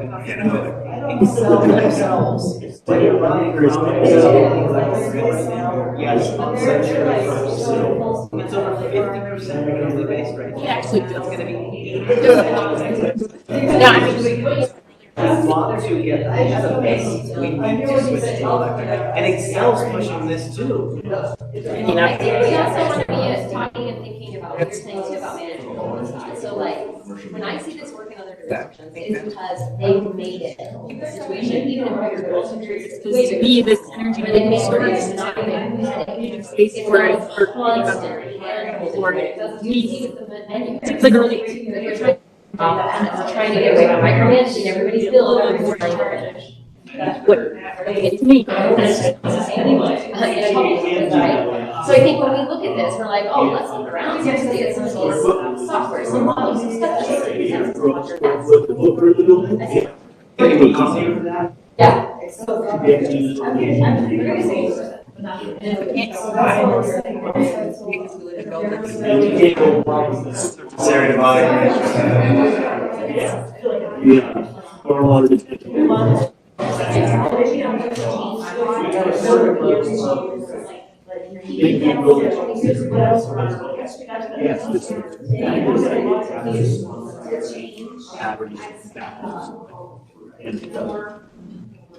become better, and that's where essentially You have to make it every day. Beats out the solar. Oh, we don't do it. You know what I mean?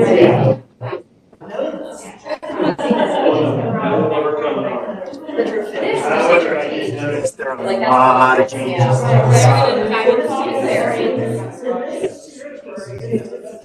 It makes sense. The design.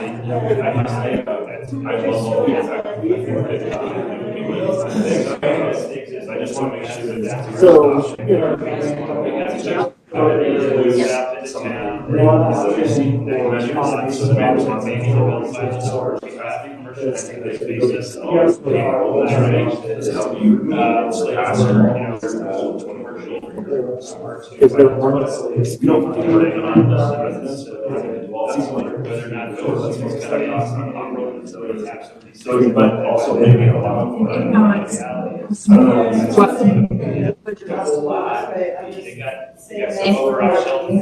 Shelf Road, Shelf Ranch. I have a lot of over there. You know, so it's very. No, I'm interested. So we could take what's required. So it's very simple. It's 0.6 days shift, which means it's really airtight. The thing is 4.7 I'll give you some electric options per year. So that's the number of kilowatts.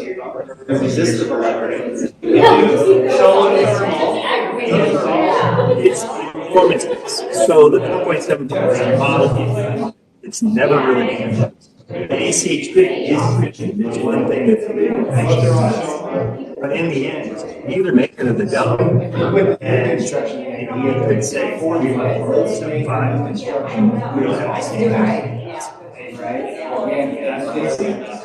This is it. I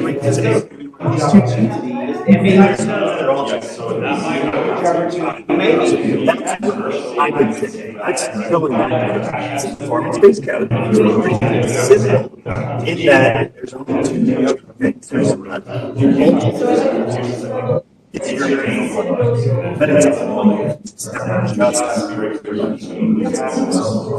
efficient space. We can take existing thing, make it on.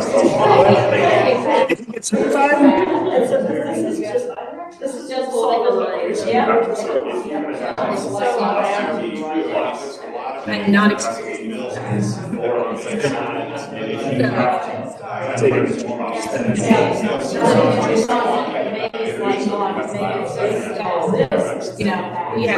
Okay, so I'm gonna wrap this up just because we are mildly over. I'm loving this conversation. So, Scott, any final? you're not just some are holes and cracks about reason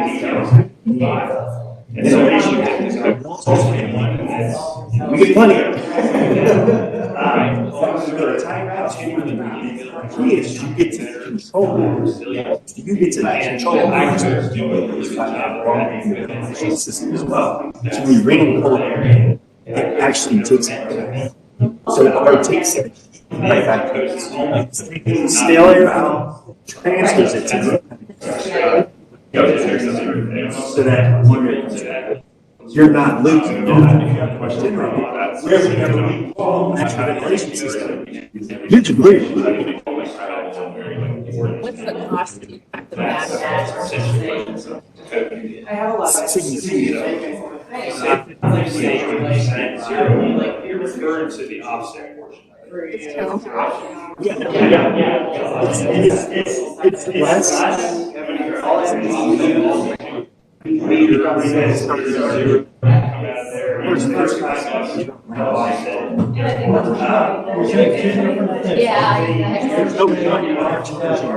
Because they don't understand. And they have to. So as time goes on, that 15 to 20%. Your carbon. They're different concepts in that. One's the lowest cost of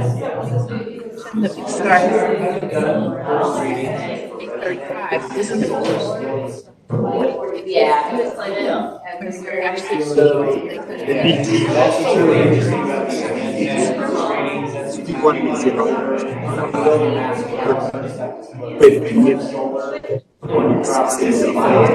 Right? So we're saying, hey, you, rich guy, you want this.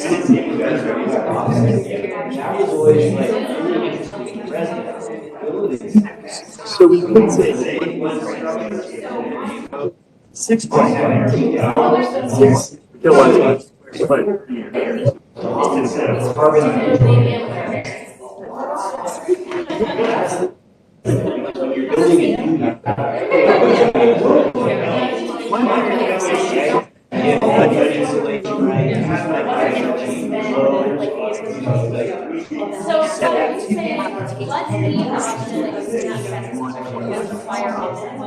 That's what we're waiting. Just make small.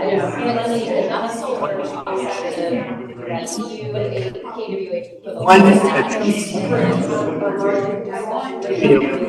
we require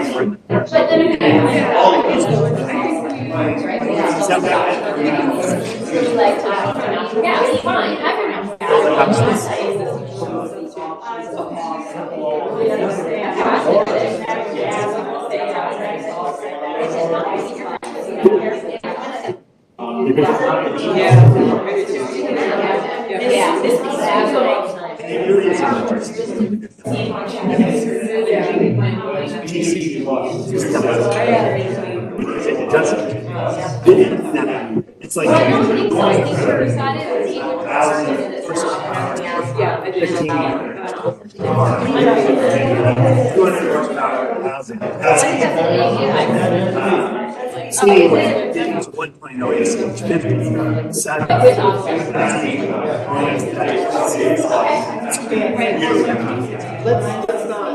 at 1.0.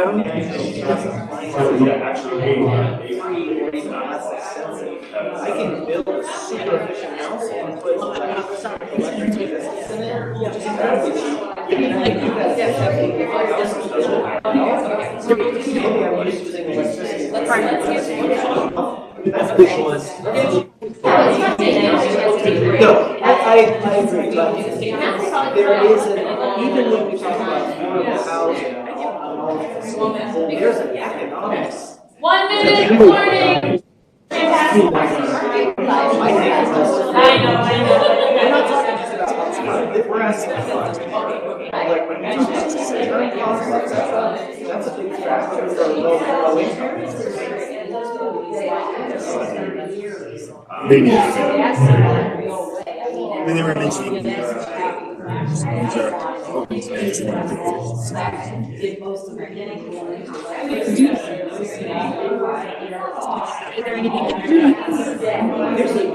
there's a use for natural gas for the next 100 years, most likely.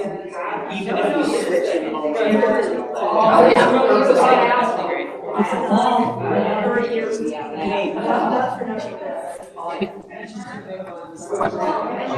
Okay, you're calling it. Thank you for calling it. Any final comments? I'm sorry, I missed the last bit.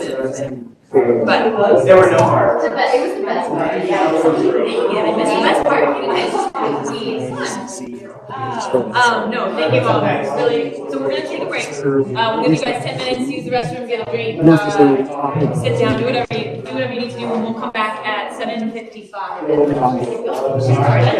Don't forget the thoughts that you have, because we're gonna ask you to write them down when it's,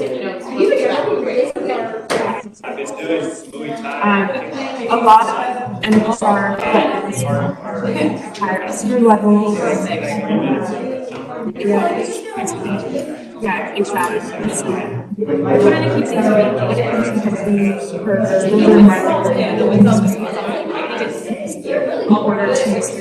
to keep things performance based because they're saying you have certain series, you have to meet a certain efficiency on the HVAC. Yes, but the key is, in the end, what we're looking for is a net zero, much more energy efficient.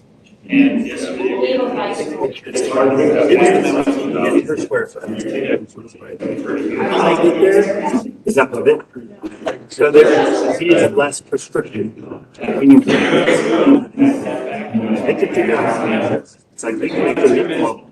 It's like this thick with 17 windows. And they can have the worst refrigerator in the world.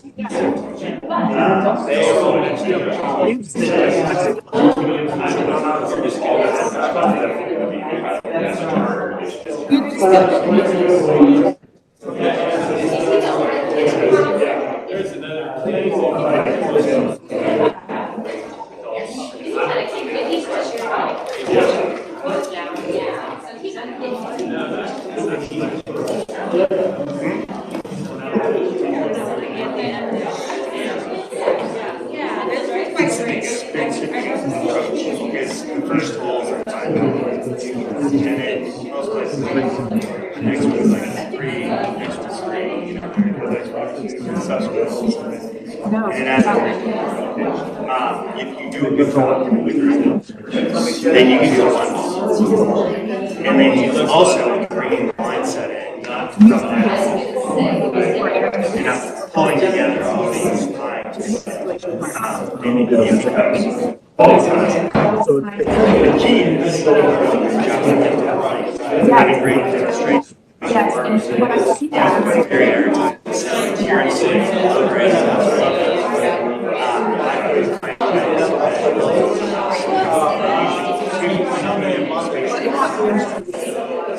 I got away with it.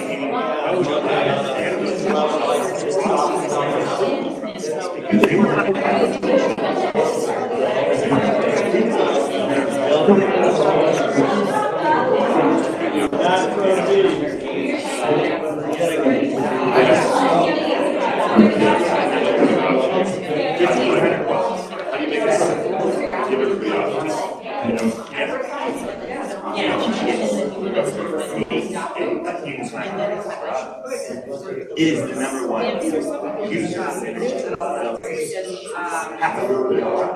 40% of emissions energy. Yeah. And then it becomes like just domestic water, your water loads, and so nationally, it's around 42%. Colorado, you also have to tremendous amounts. Yeah, exactly. So never, and that's where it was.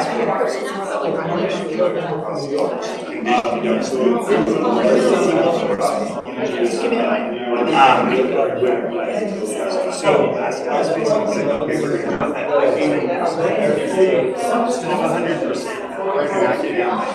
And we're going to do a passive. Then, variability in the energy is so with that, LEDs.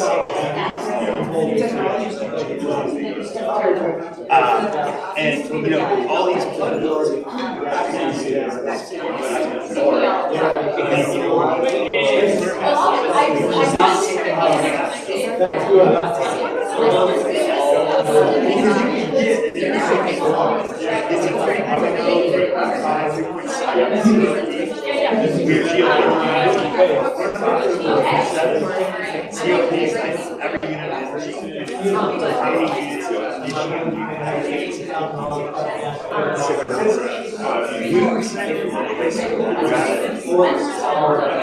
So when you're burning natural gas, you're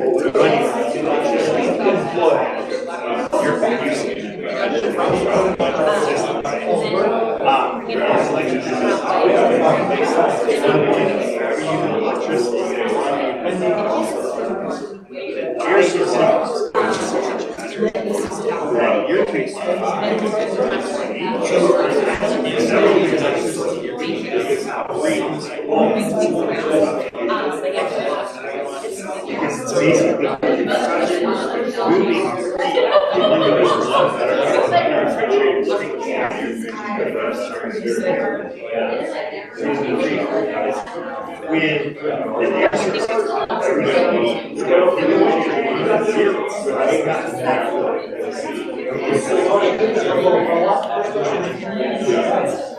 I'm not joking.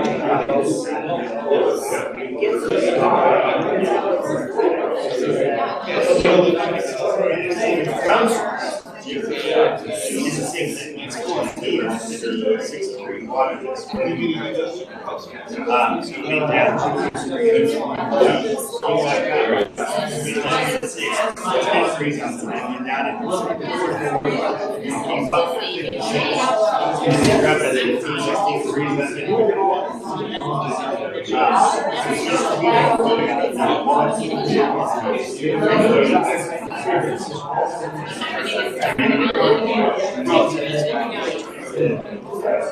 So you'll get to this fine.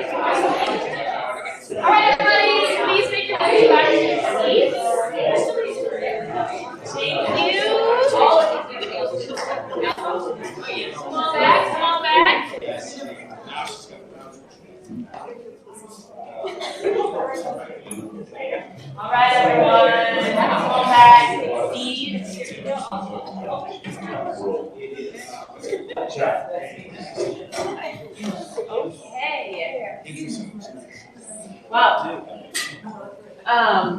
I was only at one of those tables, but I want to say what incredible conversation and discussion was had. I mean, just the different considerations, the different perspectives we have in this room are incredible. And I think I really appreciate all of you sharing how you felt about these codes or how you feel about these codes and the directions we need to go. And so I know it would have been hard to get out all of your thoughts and feelings during those table sessions. So what we want to do for the next 10 minutes or so is you have really nice notes in front of you. Hopefully you have enough. I don't know. There's little packets in these, but if you guys aren't sure, here we go. We have plenty, so don't think we have a shortage of stickies. And what we want you guys to do is think about each one of our code options, code option A, B, and C, and write down if there are code options you like or you want to write support on. Write those on the green sticky notes, and you'll place those over on the posters. If there's a question that you're still not getting answered or still unclear, write it on a yellow sticky and put it on the associated code option. And then if there are things about a code option that you just have concerns about, you're like, I don't think this is going to work, I don't like this for XYZ reason, please write those down on a red sticky and put them on the code options over on the posters. You can write as many statements as you would like. I have time for in 10 minutes. So we're looking for any and all feedback. So if you're like, I really love code option C, I have a concern about code option B, I'm going to do red sticky, you know, the world is your oyster. Kind of just whatever you guys want to share, we want to capture it. We took notes at those tables, but we really want to hear from your own hand and your own writing what your concerns and statements of support and questions are. So we'll give you guys some time. When you're ready, feel free to move about, we'll put them on the boards. And just wrap this up around 10. So give you guys some minutes to take and write. Awesome.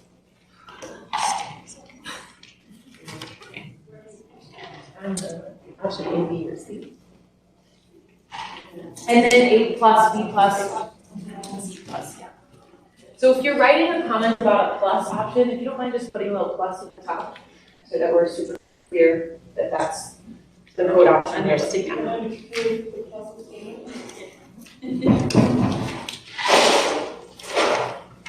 And don't worry about covering up any of the text over there.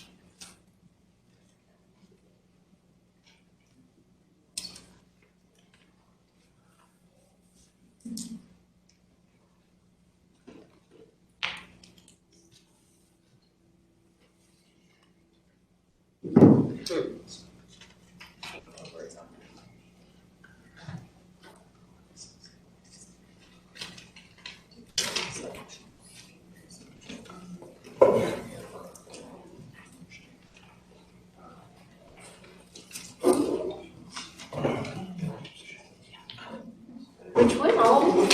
Okay.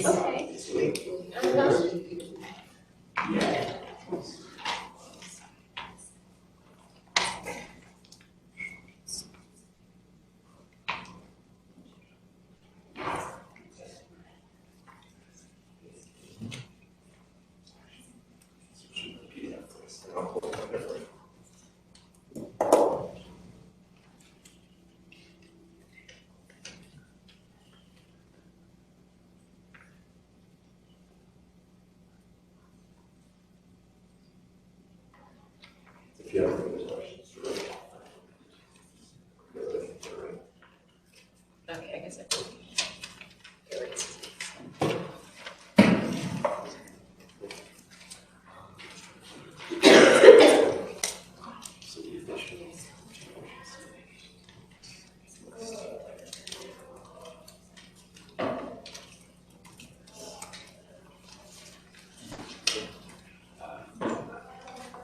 It's additional features requirements.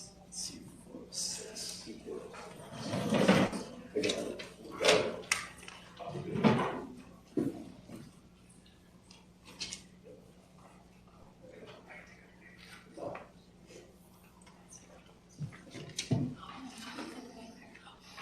Okay, one quick announcement. I'm so sorry, I should have said this sooner. So we have a poster, you probably noticed it, called Bike Rack. It's very big, it's right next to the other ones. If you have any comments, questions, thoughts related to a code option that is not there, or something that you would like to see implemented that is not currently one of our options, or a thought or a question, please put it on the Bike Rack. I'm so sorry I forgot to mention that. And it's okay if you had options about other, or questions or thoughts about other options and you put it on the existing code option posters, but that's what the Bike Rack is for. So We used to call it the parking lot. we did, but this is a sustainability meeting, so now we want to make sure zero emissions. Right, we're good. Yep. That parking lot was not question installed. We couldn't afford to build that park.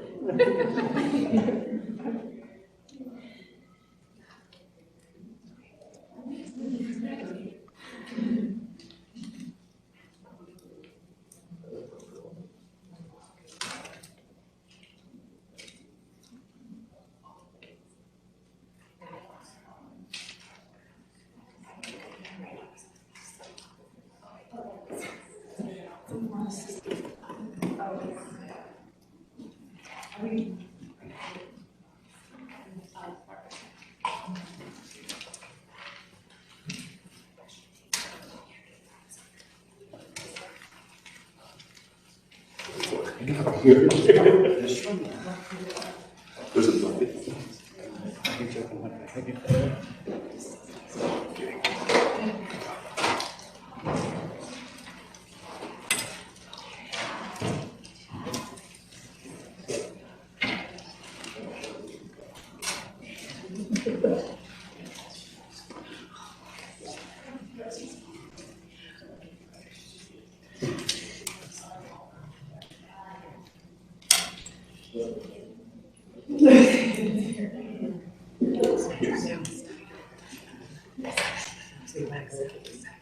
That's what I was just doing.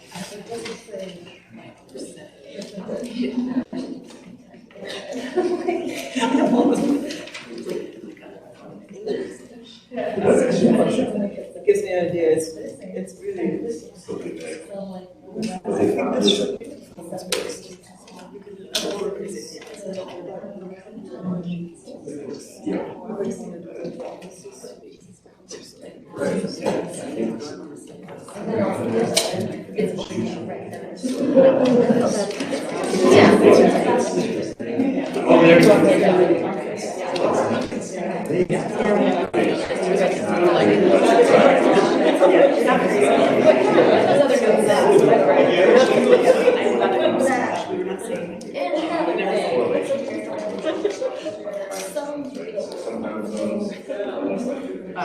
But you could do the same thing with performance-based, saying. I don't remember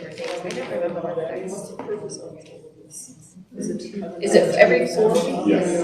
Oh, here it is. I just do it right now. I do have it in my calendar. I don't know why I didn't know what it's on. Okay, good. I know there was Already confused. Like, we won't change that. The cost of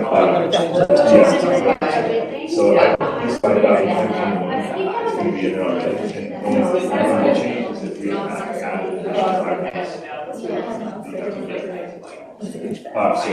yeah, you're right. You reminded me of another The level of latency.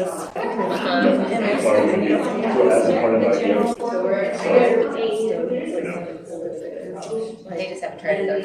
Because it's awesome. Yeah. Do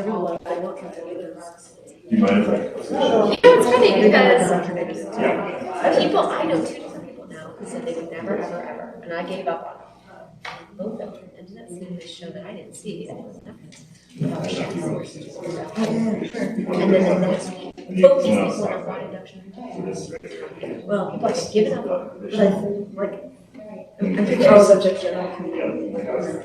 oh yeah, totally. I'm just saying, in my little cosmos, even people that I had quit trying to persuade, and I was like, whatever, you're never going to do it. Okay, I got the idea. Then seriously, they both have this one show on Netflix. They get these 3 different chefs talking about how much safer it is for their and then how great the cooking is. The cooking is amazing. I love it. And I go like this. Yeah.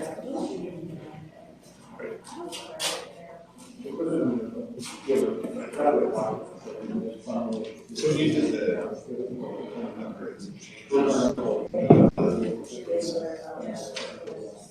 Oh, I believe. Yeah, I believe.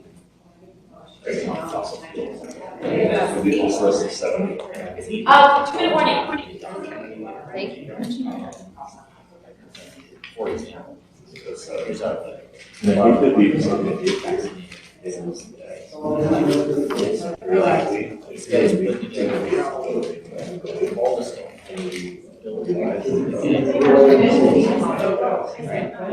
So like for us, X, that was built on the ice. So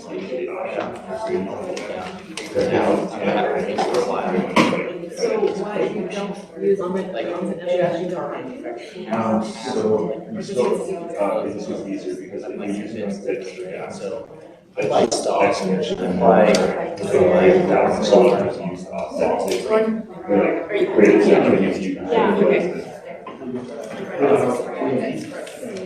So, do you need some more? You brought it.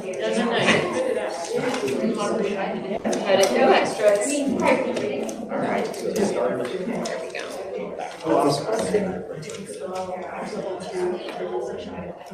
They're really affordable. So we can't even through our distributors get a better deal than we can give out all of them.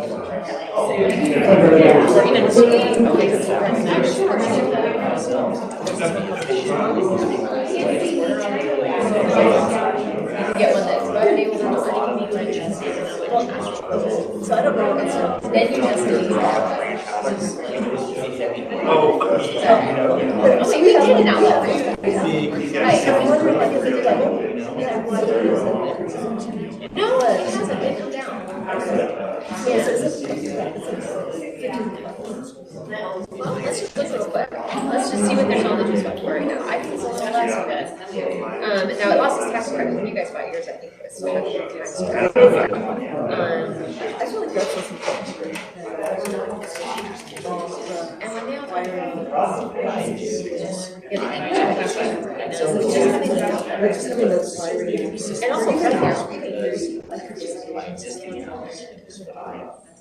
just do it.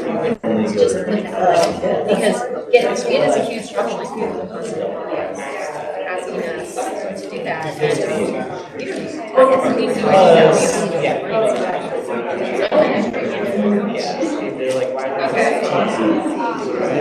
Nobody's gonna know it's you. I love how she put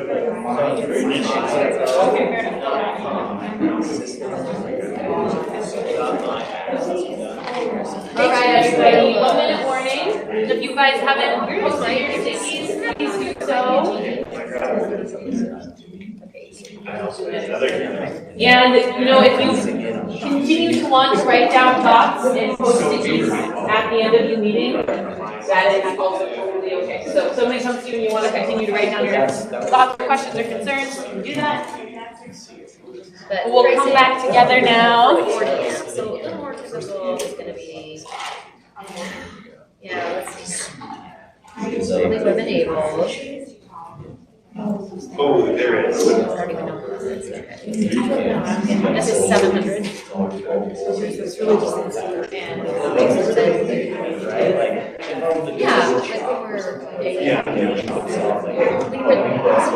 generally speaking, I have to run itself, right? simple thing. So,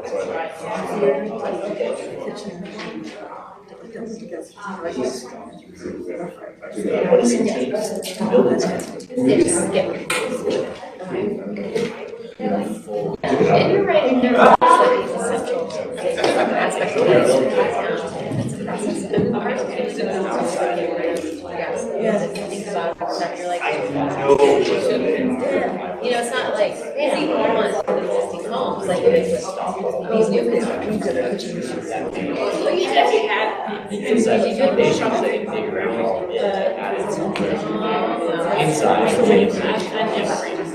yeah, like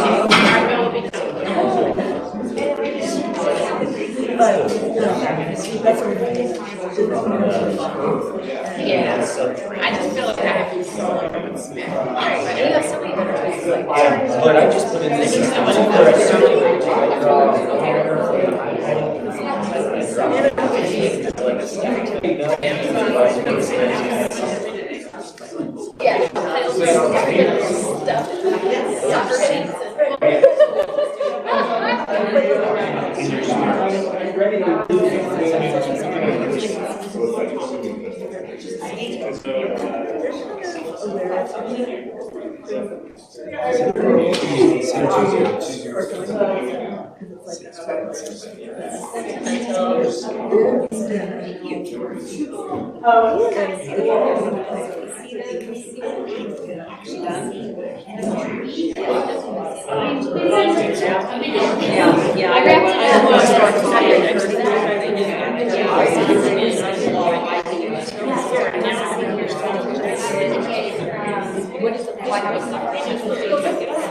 One for like a homeowner building owner, one for aging one for so they're all like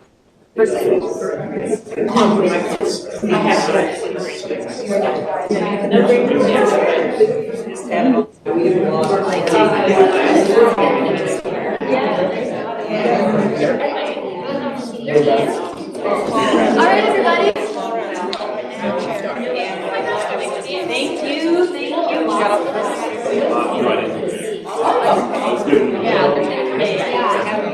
All right, everyone. Thank you so much for putting all the stickies on your board. I'm going to grab all of your attention back. I promise we're almost done. You guys have been awesome so far tonight.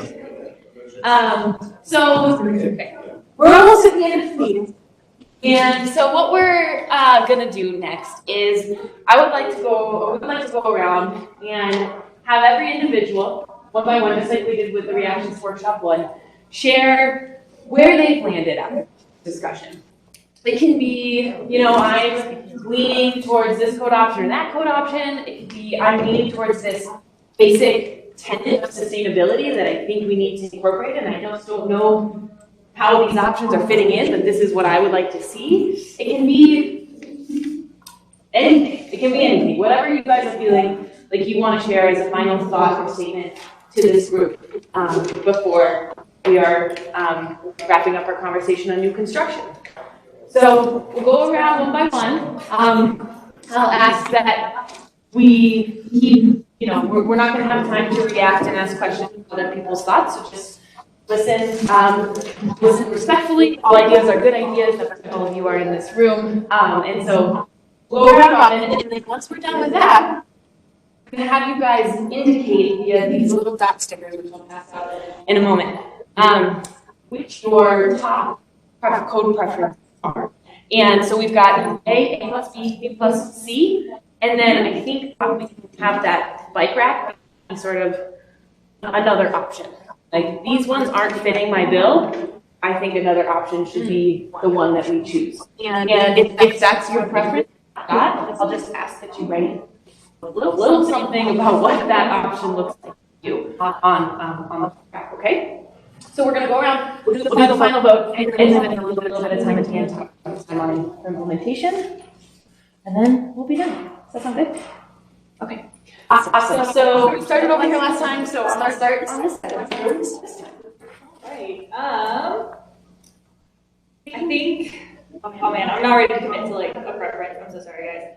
But I do think it seems way more doable now after all this discussion that I heard from everybody, and it is not nearly as intimidating, any of these options, as I first kind of imagined. That is my takeaway. Thanks, Marissa. Choice? Huh? Yeah, preference. No, it can't commit. I'm a Libra, I can't commit. Okay, so,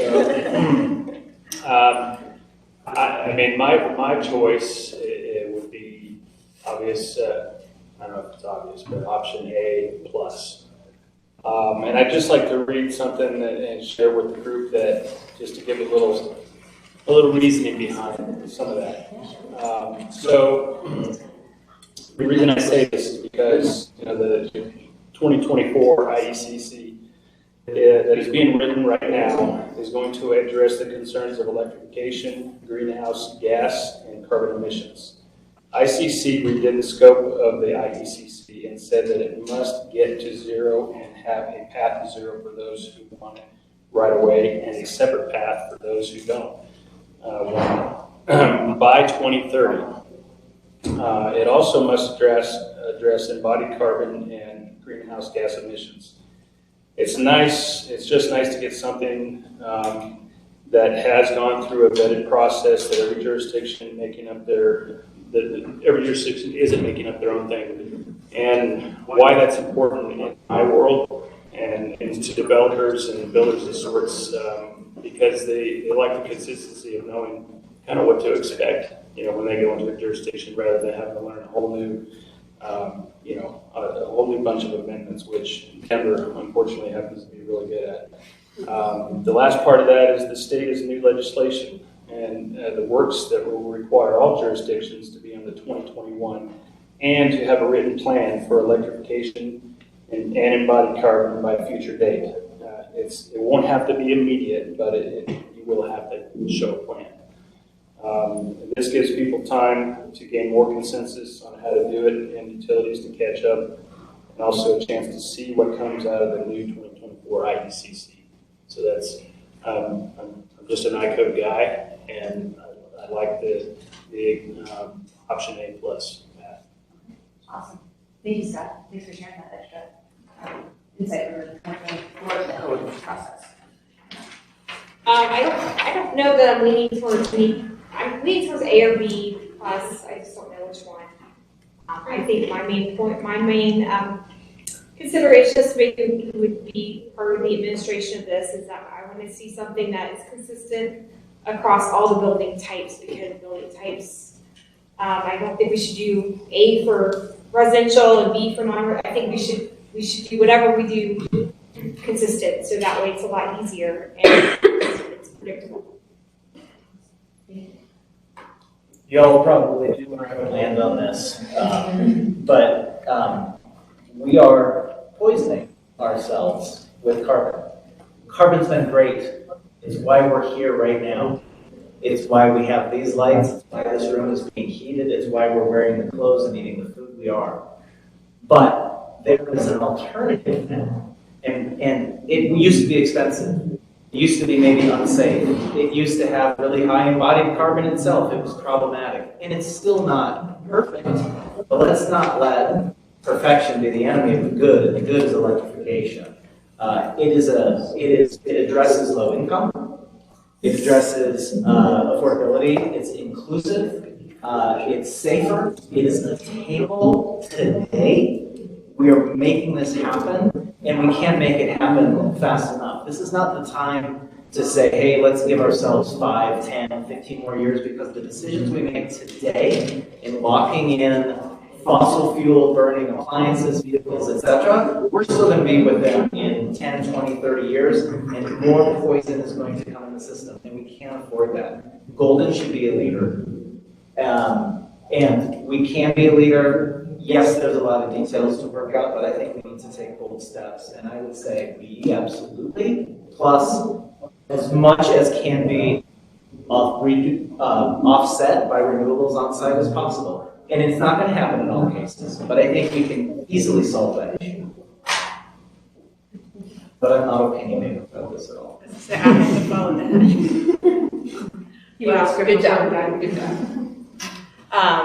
No, I'm learning so much from these meetings. You know, again, my perspective is coming from working trying to get affordable housing built for years.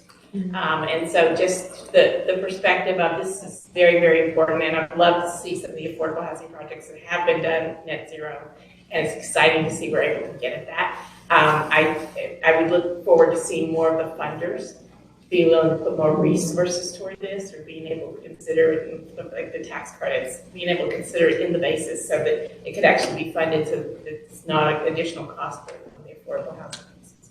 So I'm not the expert on this. I would say that the more that gives you the flexibility, and I think to me, I felt like that was A+, where you could do some readiness, but to the extent it was allowed to be able to do more and more and more because you have the funding, you have the resources available, that you could go even more.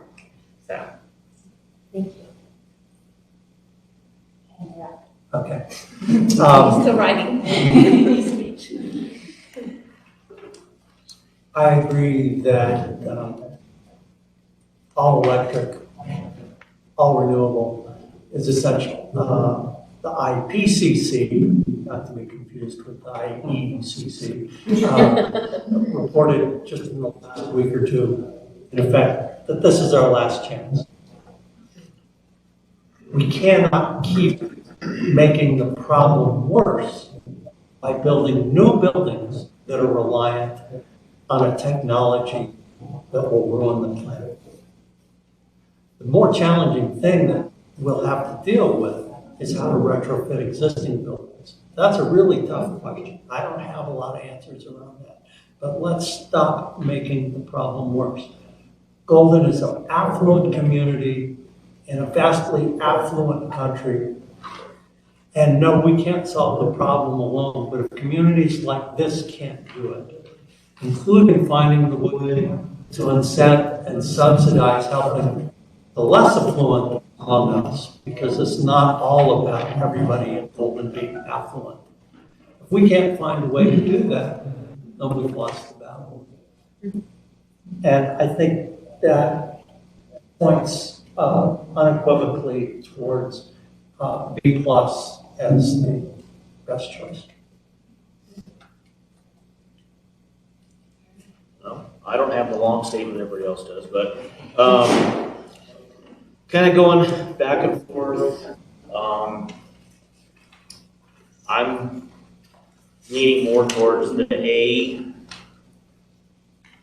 standard, but I could easily be working to B+ too. So.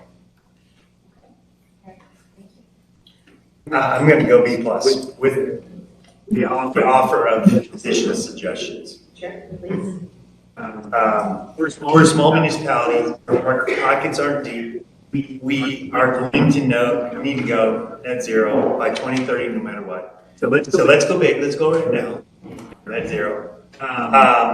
Might suggest stepping there, and that costs us more money. Multiple rounds of training, multiple rounds of education. And I would suggest we're not a big municipality. We're not going to do that. So let's make it happen. And what's more important is every building that we build that's not net zero will have retrofit by 2050. So anything we're building right now that's not zero energy, we'll have to bring brought up to code by 2050. So let's just make it go.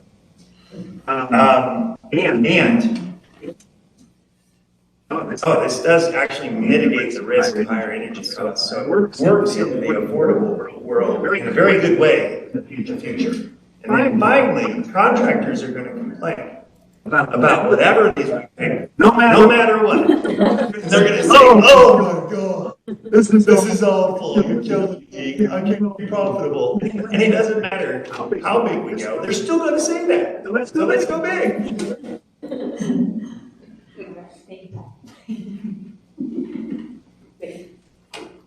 No surprise to anyone here, I'm an all-electric, solar-powered girl. In our conversation, I think that would be in a B++, right? Because I really think we need to be we need to be filling these rooftops. You know, you can fill whatever, you don't need any kind of environmental impact study. just to put some solar on your roof. So I really think before we start spreading solar panels all over the planet, we need to be filling those rooftops. In our conversation, I do hear what Scott is saying about options, and I think I could be talked into an A+ with solar mandate on it too. You know, if you want to give people the option of building that natural gas infrastructure, as long as they're offsetting that usage and they're doing it on site. Not a big fan of solar gardens. It's not a great, it's just not, there's many reasons it's not a great option. So I guess I am an activist with a practical heart.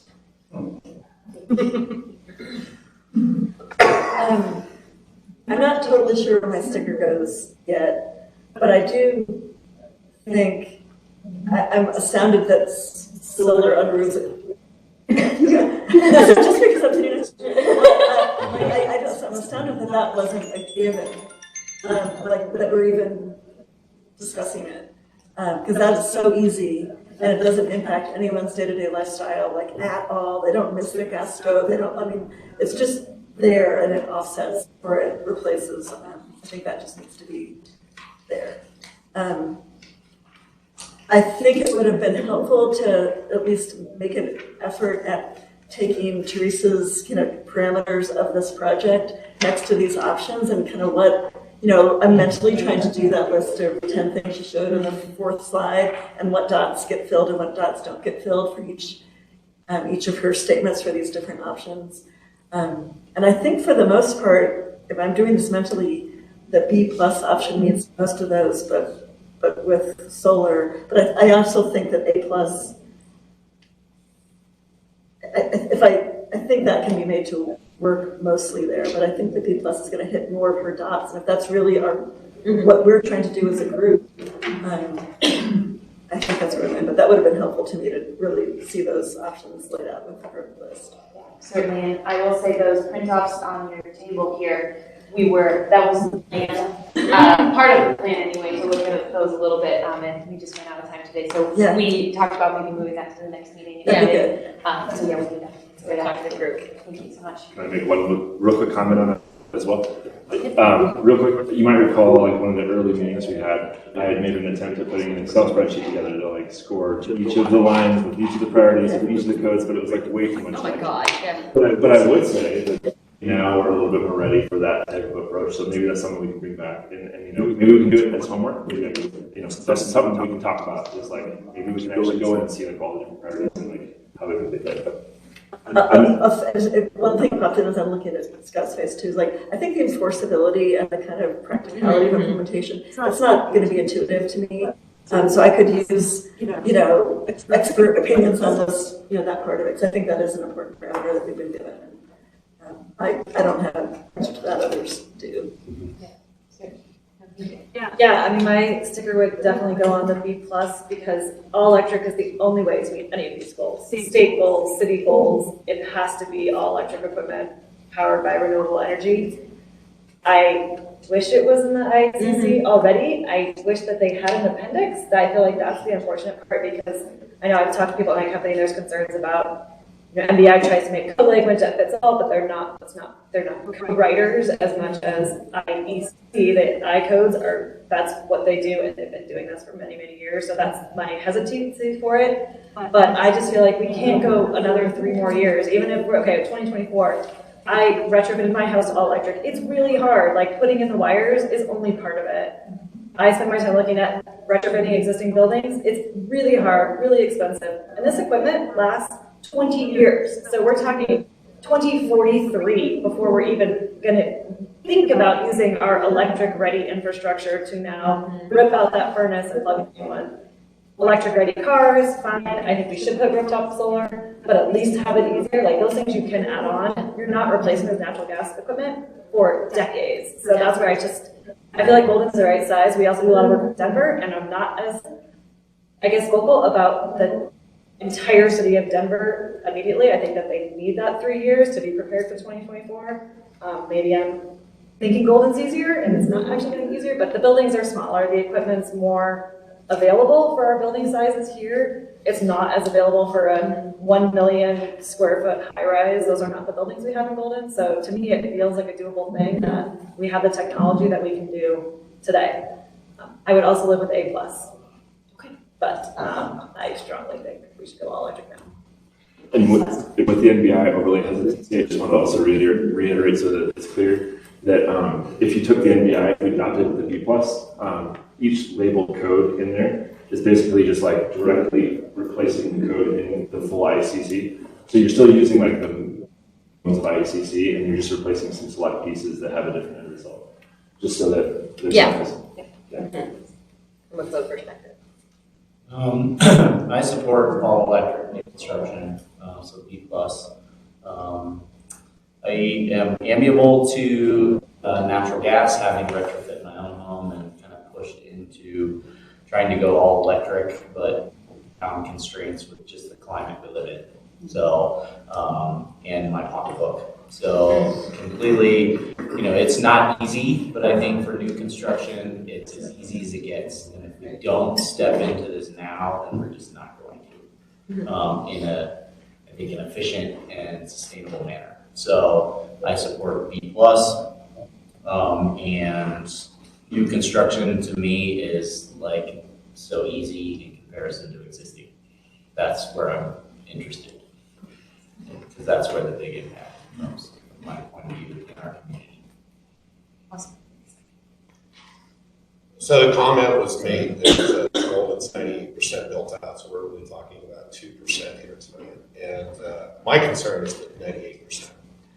And the cost that befalls the homeowner, the commercial building owner, the tenants in that 98%. And we have some people I'm here sorry, that this is not just 2%, it's infill as well, so a building can come down and be replaced. I understand. Yeah, cool, I'm sorry.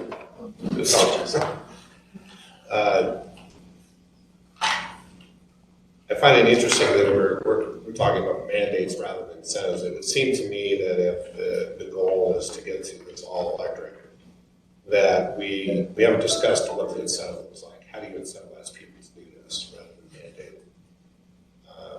I would support new construction new construction project required to have solar on the roof. I believe that we're still in a position where we need dual power source, and that there needs to be a means for people to have the infrastructure to go to electric charging and all electric appliances. But if we were in a good position to do that, we'd have DC powered devices in our home so that we don't have to lose the conversion up and down 33% every time we do that. So what we really need is better pieces and parts to put in our home so they're more efficient if we do have solar power on the roof, so that our microwave and our TV are all DC powered so we don't lose that conversion. And that's the real answer to, is our grid big enough to do this? Well, that could be a significant savings on the grid if we have DC power devices and we lost that conversion, or we rid ourselves of that conversion loss. So there's a lot beyond just what we're discussing here that makes a net zero property and an all electric property. Some of the components required to do it, they're just not in existence today. So that conversion loss is really a telling story in all this. So after tonight, I'm still concerned that we're not representative of the people involved in this room. So I hear a lot of pitches. I hear some people sharing opinions. I'm not necessarily decided if it's an A or a B or a plus or not a plus. But I think I still would support an A plus or a B plus or a B. So I'm looking at it primarily from the mandate that CSEP has to advise City Council on how to meet the goals and what we need to do. And I cannot, with the options that are on the table, I cannot see how any of them alone how we can really say we're going to meet the goals. That leads me to option B plus, with the addition that we need to have on-site solar or renewables and off-site offsets as a requirement, as a very small addition, but a big addition. I would like to, we need to be in front of council and telling them what our best recommendation is to meet the goals, and then how we need to be feasible to address the affordability, the options and flexibility, the administrative side. And so right now, from everything I've heard, is there needs to be a follow-up discussion we need to have about what is the variance process, what is the incentive process, how do we fit this in so that it is representative of the issues that we have discussed tonight and that are real. But I don't philosophically rise. It's difficult to stand in front of council, Scott, and say, we hope in 2024 something is going to change. They haven't done it yet, but it may change. It is difficult to stand there and say, we hope that Excel will by 2030 reach 80% renewable. We want 100. It's just a challenging situation to ask to give the best recommendation on how we need it. And we're only talking right now about the 90 or so permits in the city that we have for new buildings. It's a small drop. But every new building we are building that is not carbon-free adds, for me, in my calculation, an additional financial burden to the owners of existing buildings that need to overcompensate for us to be 100% renewable by 2030. And so that's where I'm at.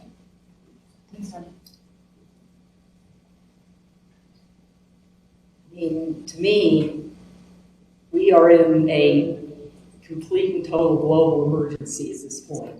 And the complacency of humanity, particularly those of us affluents in the United States, is just astounding. And we can come up with all kinds of little nitpicky reasons that, why this is going to be so hard, or why we can't do this, or how we're going to offend somebody, or whatever. But it needs to be done. And we need to get over it. And I think that starting with new buildings is a great place to start. And we get our experience that way with new builds. And then we move very quickly into existing and start figuring out how to start requiring people who own existing buildings to convert, which right now we're in the process of doing that. We have a plan to just do it, one step at a time. And because it needs to be done. I want to leave a decent plan for my children. And we're going to be fighting if we don't get ourselves off of natural gas and all sources of fossil fuel very quickly. We're going to be fussing and fighting over limited resources. We're going to be dealing with high costs, and it's going to be really bad. And it's going to be in just the next couple of decades. It will not, it's not going to wait till 2050. So I'm all for 100% electric and 100% solar starting now. And I get the idea of variances for if your roof can't handle it in the shadow or something like that. That's fine, case by case. B++. B++. Actually, parking, I think it's, what do they say, it's bike rack. It's not one of the options, Yeah. so, yeah. All right, and last but not least. Yeah, I think hard to go last. People have said a lot of interesting things, and my thoughts are still a little disorganized around this because there's a lot of aspects that I'm thinking about. I think in an ideal world, I agree that B+ and all electric, we need to make this transition as quickly as possible, is where I would like to be, but I'm concerned about the affordability for some of the lower socioeconomic status groups, which are really not represented here at all. As far as I can tell, or even just diversity in general. And I think the discussion we'll have next week on retrofitting will be really important for thinking about that. But I also think that it's not fair to just say, like, somebody who's not already pretty affluent is not going to be building a new home, so we shouldn't consider them when we're making that that's just going to continue to keep those people down at the bottom, and that is not a world I want to live in. I want everybody to be able to build a new home if they want to. So, yeah, I think it's not really part of this discussion, but I would like to know more about kind of incentives and other resources that we have available for people to actually be making these transitions, both those lower income people and just for everybody in general, or even just like if we were to go with the, I think it would be the B option, what resources people would have for deciding for themselves going between electric or like natural gas stove in their house, like is something that they're going to have to make all on their own, or is the city going to have some sort of resources for people to be able to learn that, or are they going to just have to rely on what their contractor recommends, and their contractor might have very different philosophies on everything. So I'm a little bit split still, but I think in an ideal world, B+ is where I would like to be. Awesome. Well, thank you guys. That was really awesome to hear everybody's feedback and input. So I'm just going to quick time check this. So to kind of try to go on this, sorry, we're going to ask you guys to, and now I realize this is very small, but we're going to ask you guys to vote. And I heard you, I know I heard many of your preferences as we went around the room, so I'm hoping that this will be pretty quick. I'm going to give you guys each a packet of dots. It has a 1, 2, 3 written on the dot. 1 is, this is my first code option, the preference. 2 is, this is the second. 3 is, this is my third. If you don't want to use all your dots, you don't have to. If you want to put all of your dots on the same spot, because you're like, this is the only one I want, that is okay too. This is just to give us some final indication of kind of where you guys have landed. So now, and I'm sorry, probably this is not easy to read. There are different colors in my hands, and I'll walk around and pass these out. If you are a homeowner or a commercial building owner or a multifamily building owner or affordable housing owner, I'm going to give you green. If you are a building developer or contractor, I'm going to give you yellow. If you are a tenant, I'm going to give you blue. And if you represent affordable housing, I'm going to give you purple. And so we're going to try to sort of see, you know, where are the voting sort of ranked by these stakeholder groups. And if you're not sure where you fall, or you want more than one color, that is A-okay. So I'm going to go around. Do you want to take these and pass them on the other side? Sure. If I click on the bike rack, it's not one of the options. Oh, right, I'm sorry. Yeah, so if you want a bike rack option, it's not one of the options, please place your sticker and bring a pen with you and write down, if it's B++, I think I understand what that means. On-site renewable energy plus B+. Yeah. If there's something else, then on the bike rack. On the bike rack. Not on the B, put it on the bike. You want B++. Yeah, I think got it. Got it.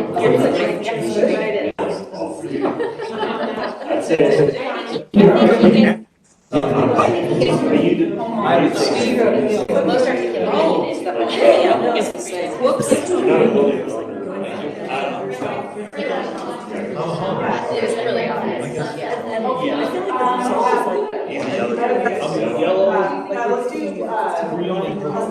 Okay. One more clarification. I'm sorry. If you are voting for plus for option A or B, put it on the bottom of the poster. And option standard A, standard B, put it on the top, just to differentiate those. Say that again. Plus is at the bottom. Green. Thank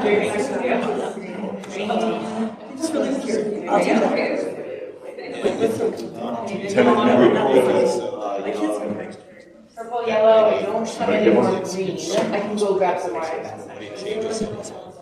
And Shane, okay, awesome. We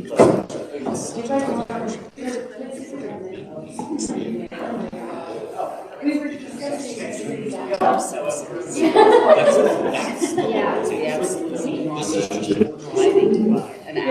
It just took it there.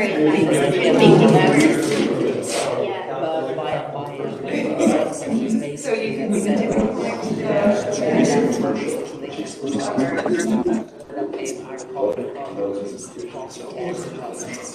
So it's no. I think people are going to be resistant to that. Oh, yes, they are. Nobody likes change. It's always something.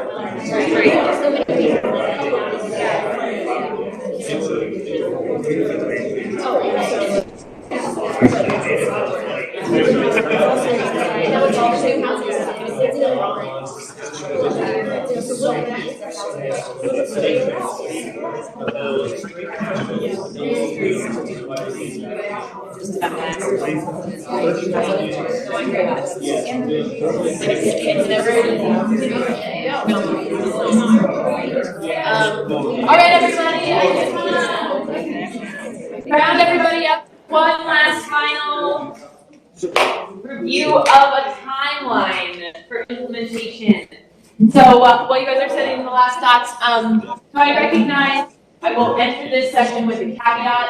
I know we don't have a final code option selected. So I want you to think about this, maybe take a step back and think as far as timeline for implementation. When would you like to see this code, whatever it is, go into effect? Okay, and I'm going to zip through a couple of slides. We're going to go through. Time to be at the office.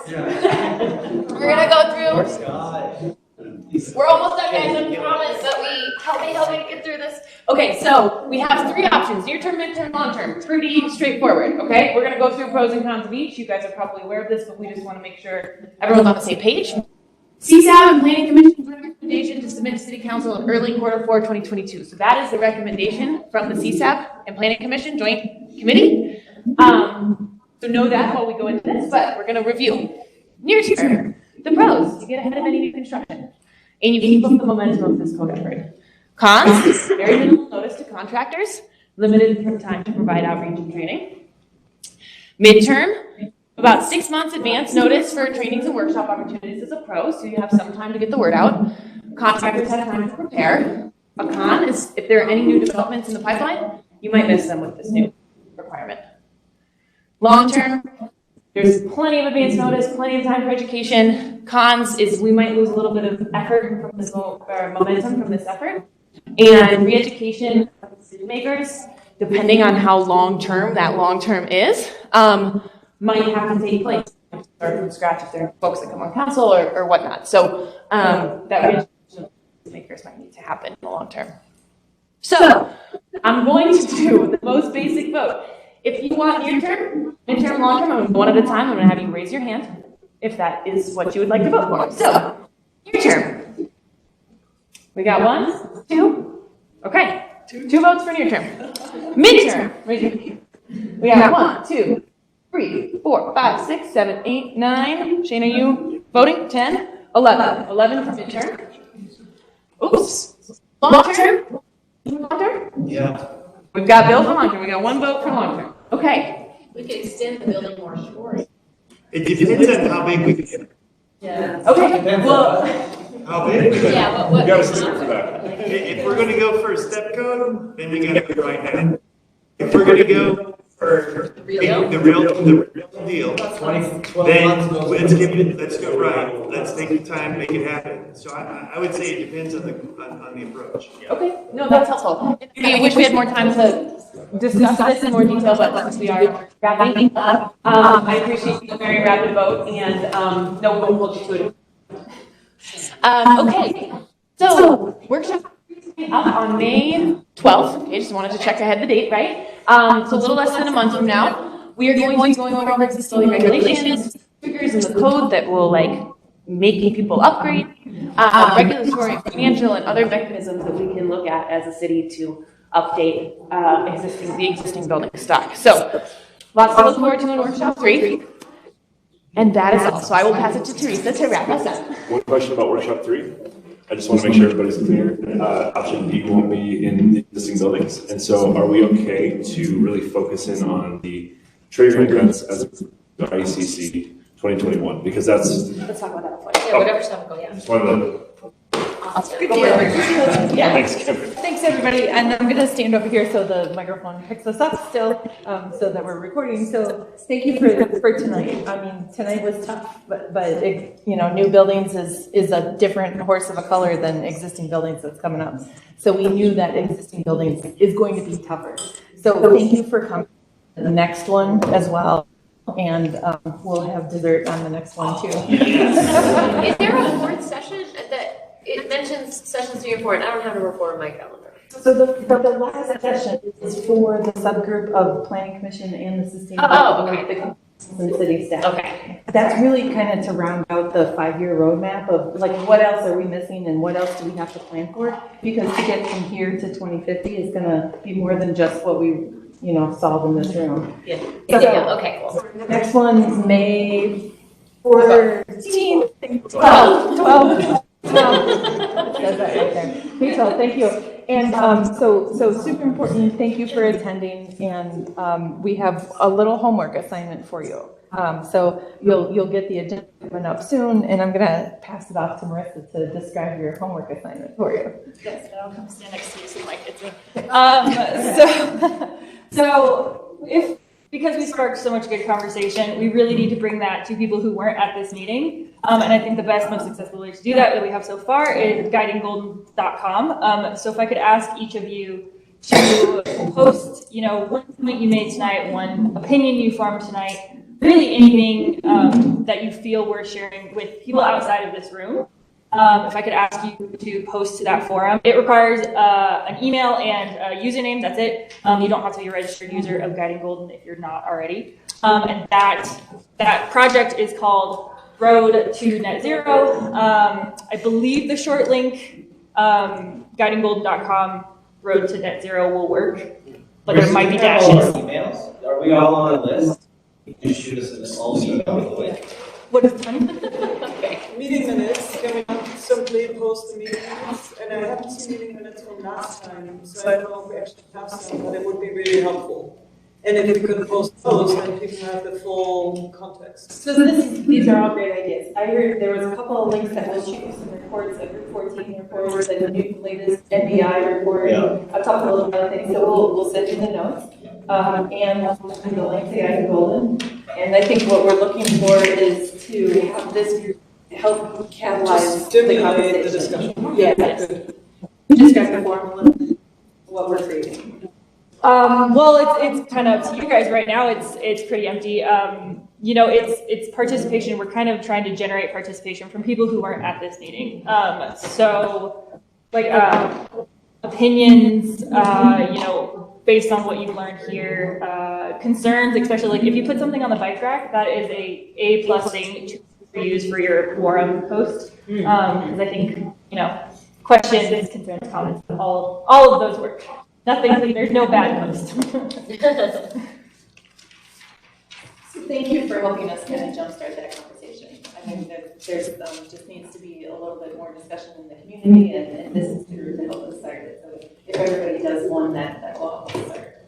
So thanks for tonight. Thanks to the consultants for helping us out, and I appreciate your time away from your families and your at least resting time watching Netflix at home. Yes. Thanks for the grub. Thank you. Thank you, guys.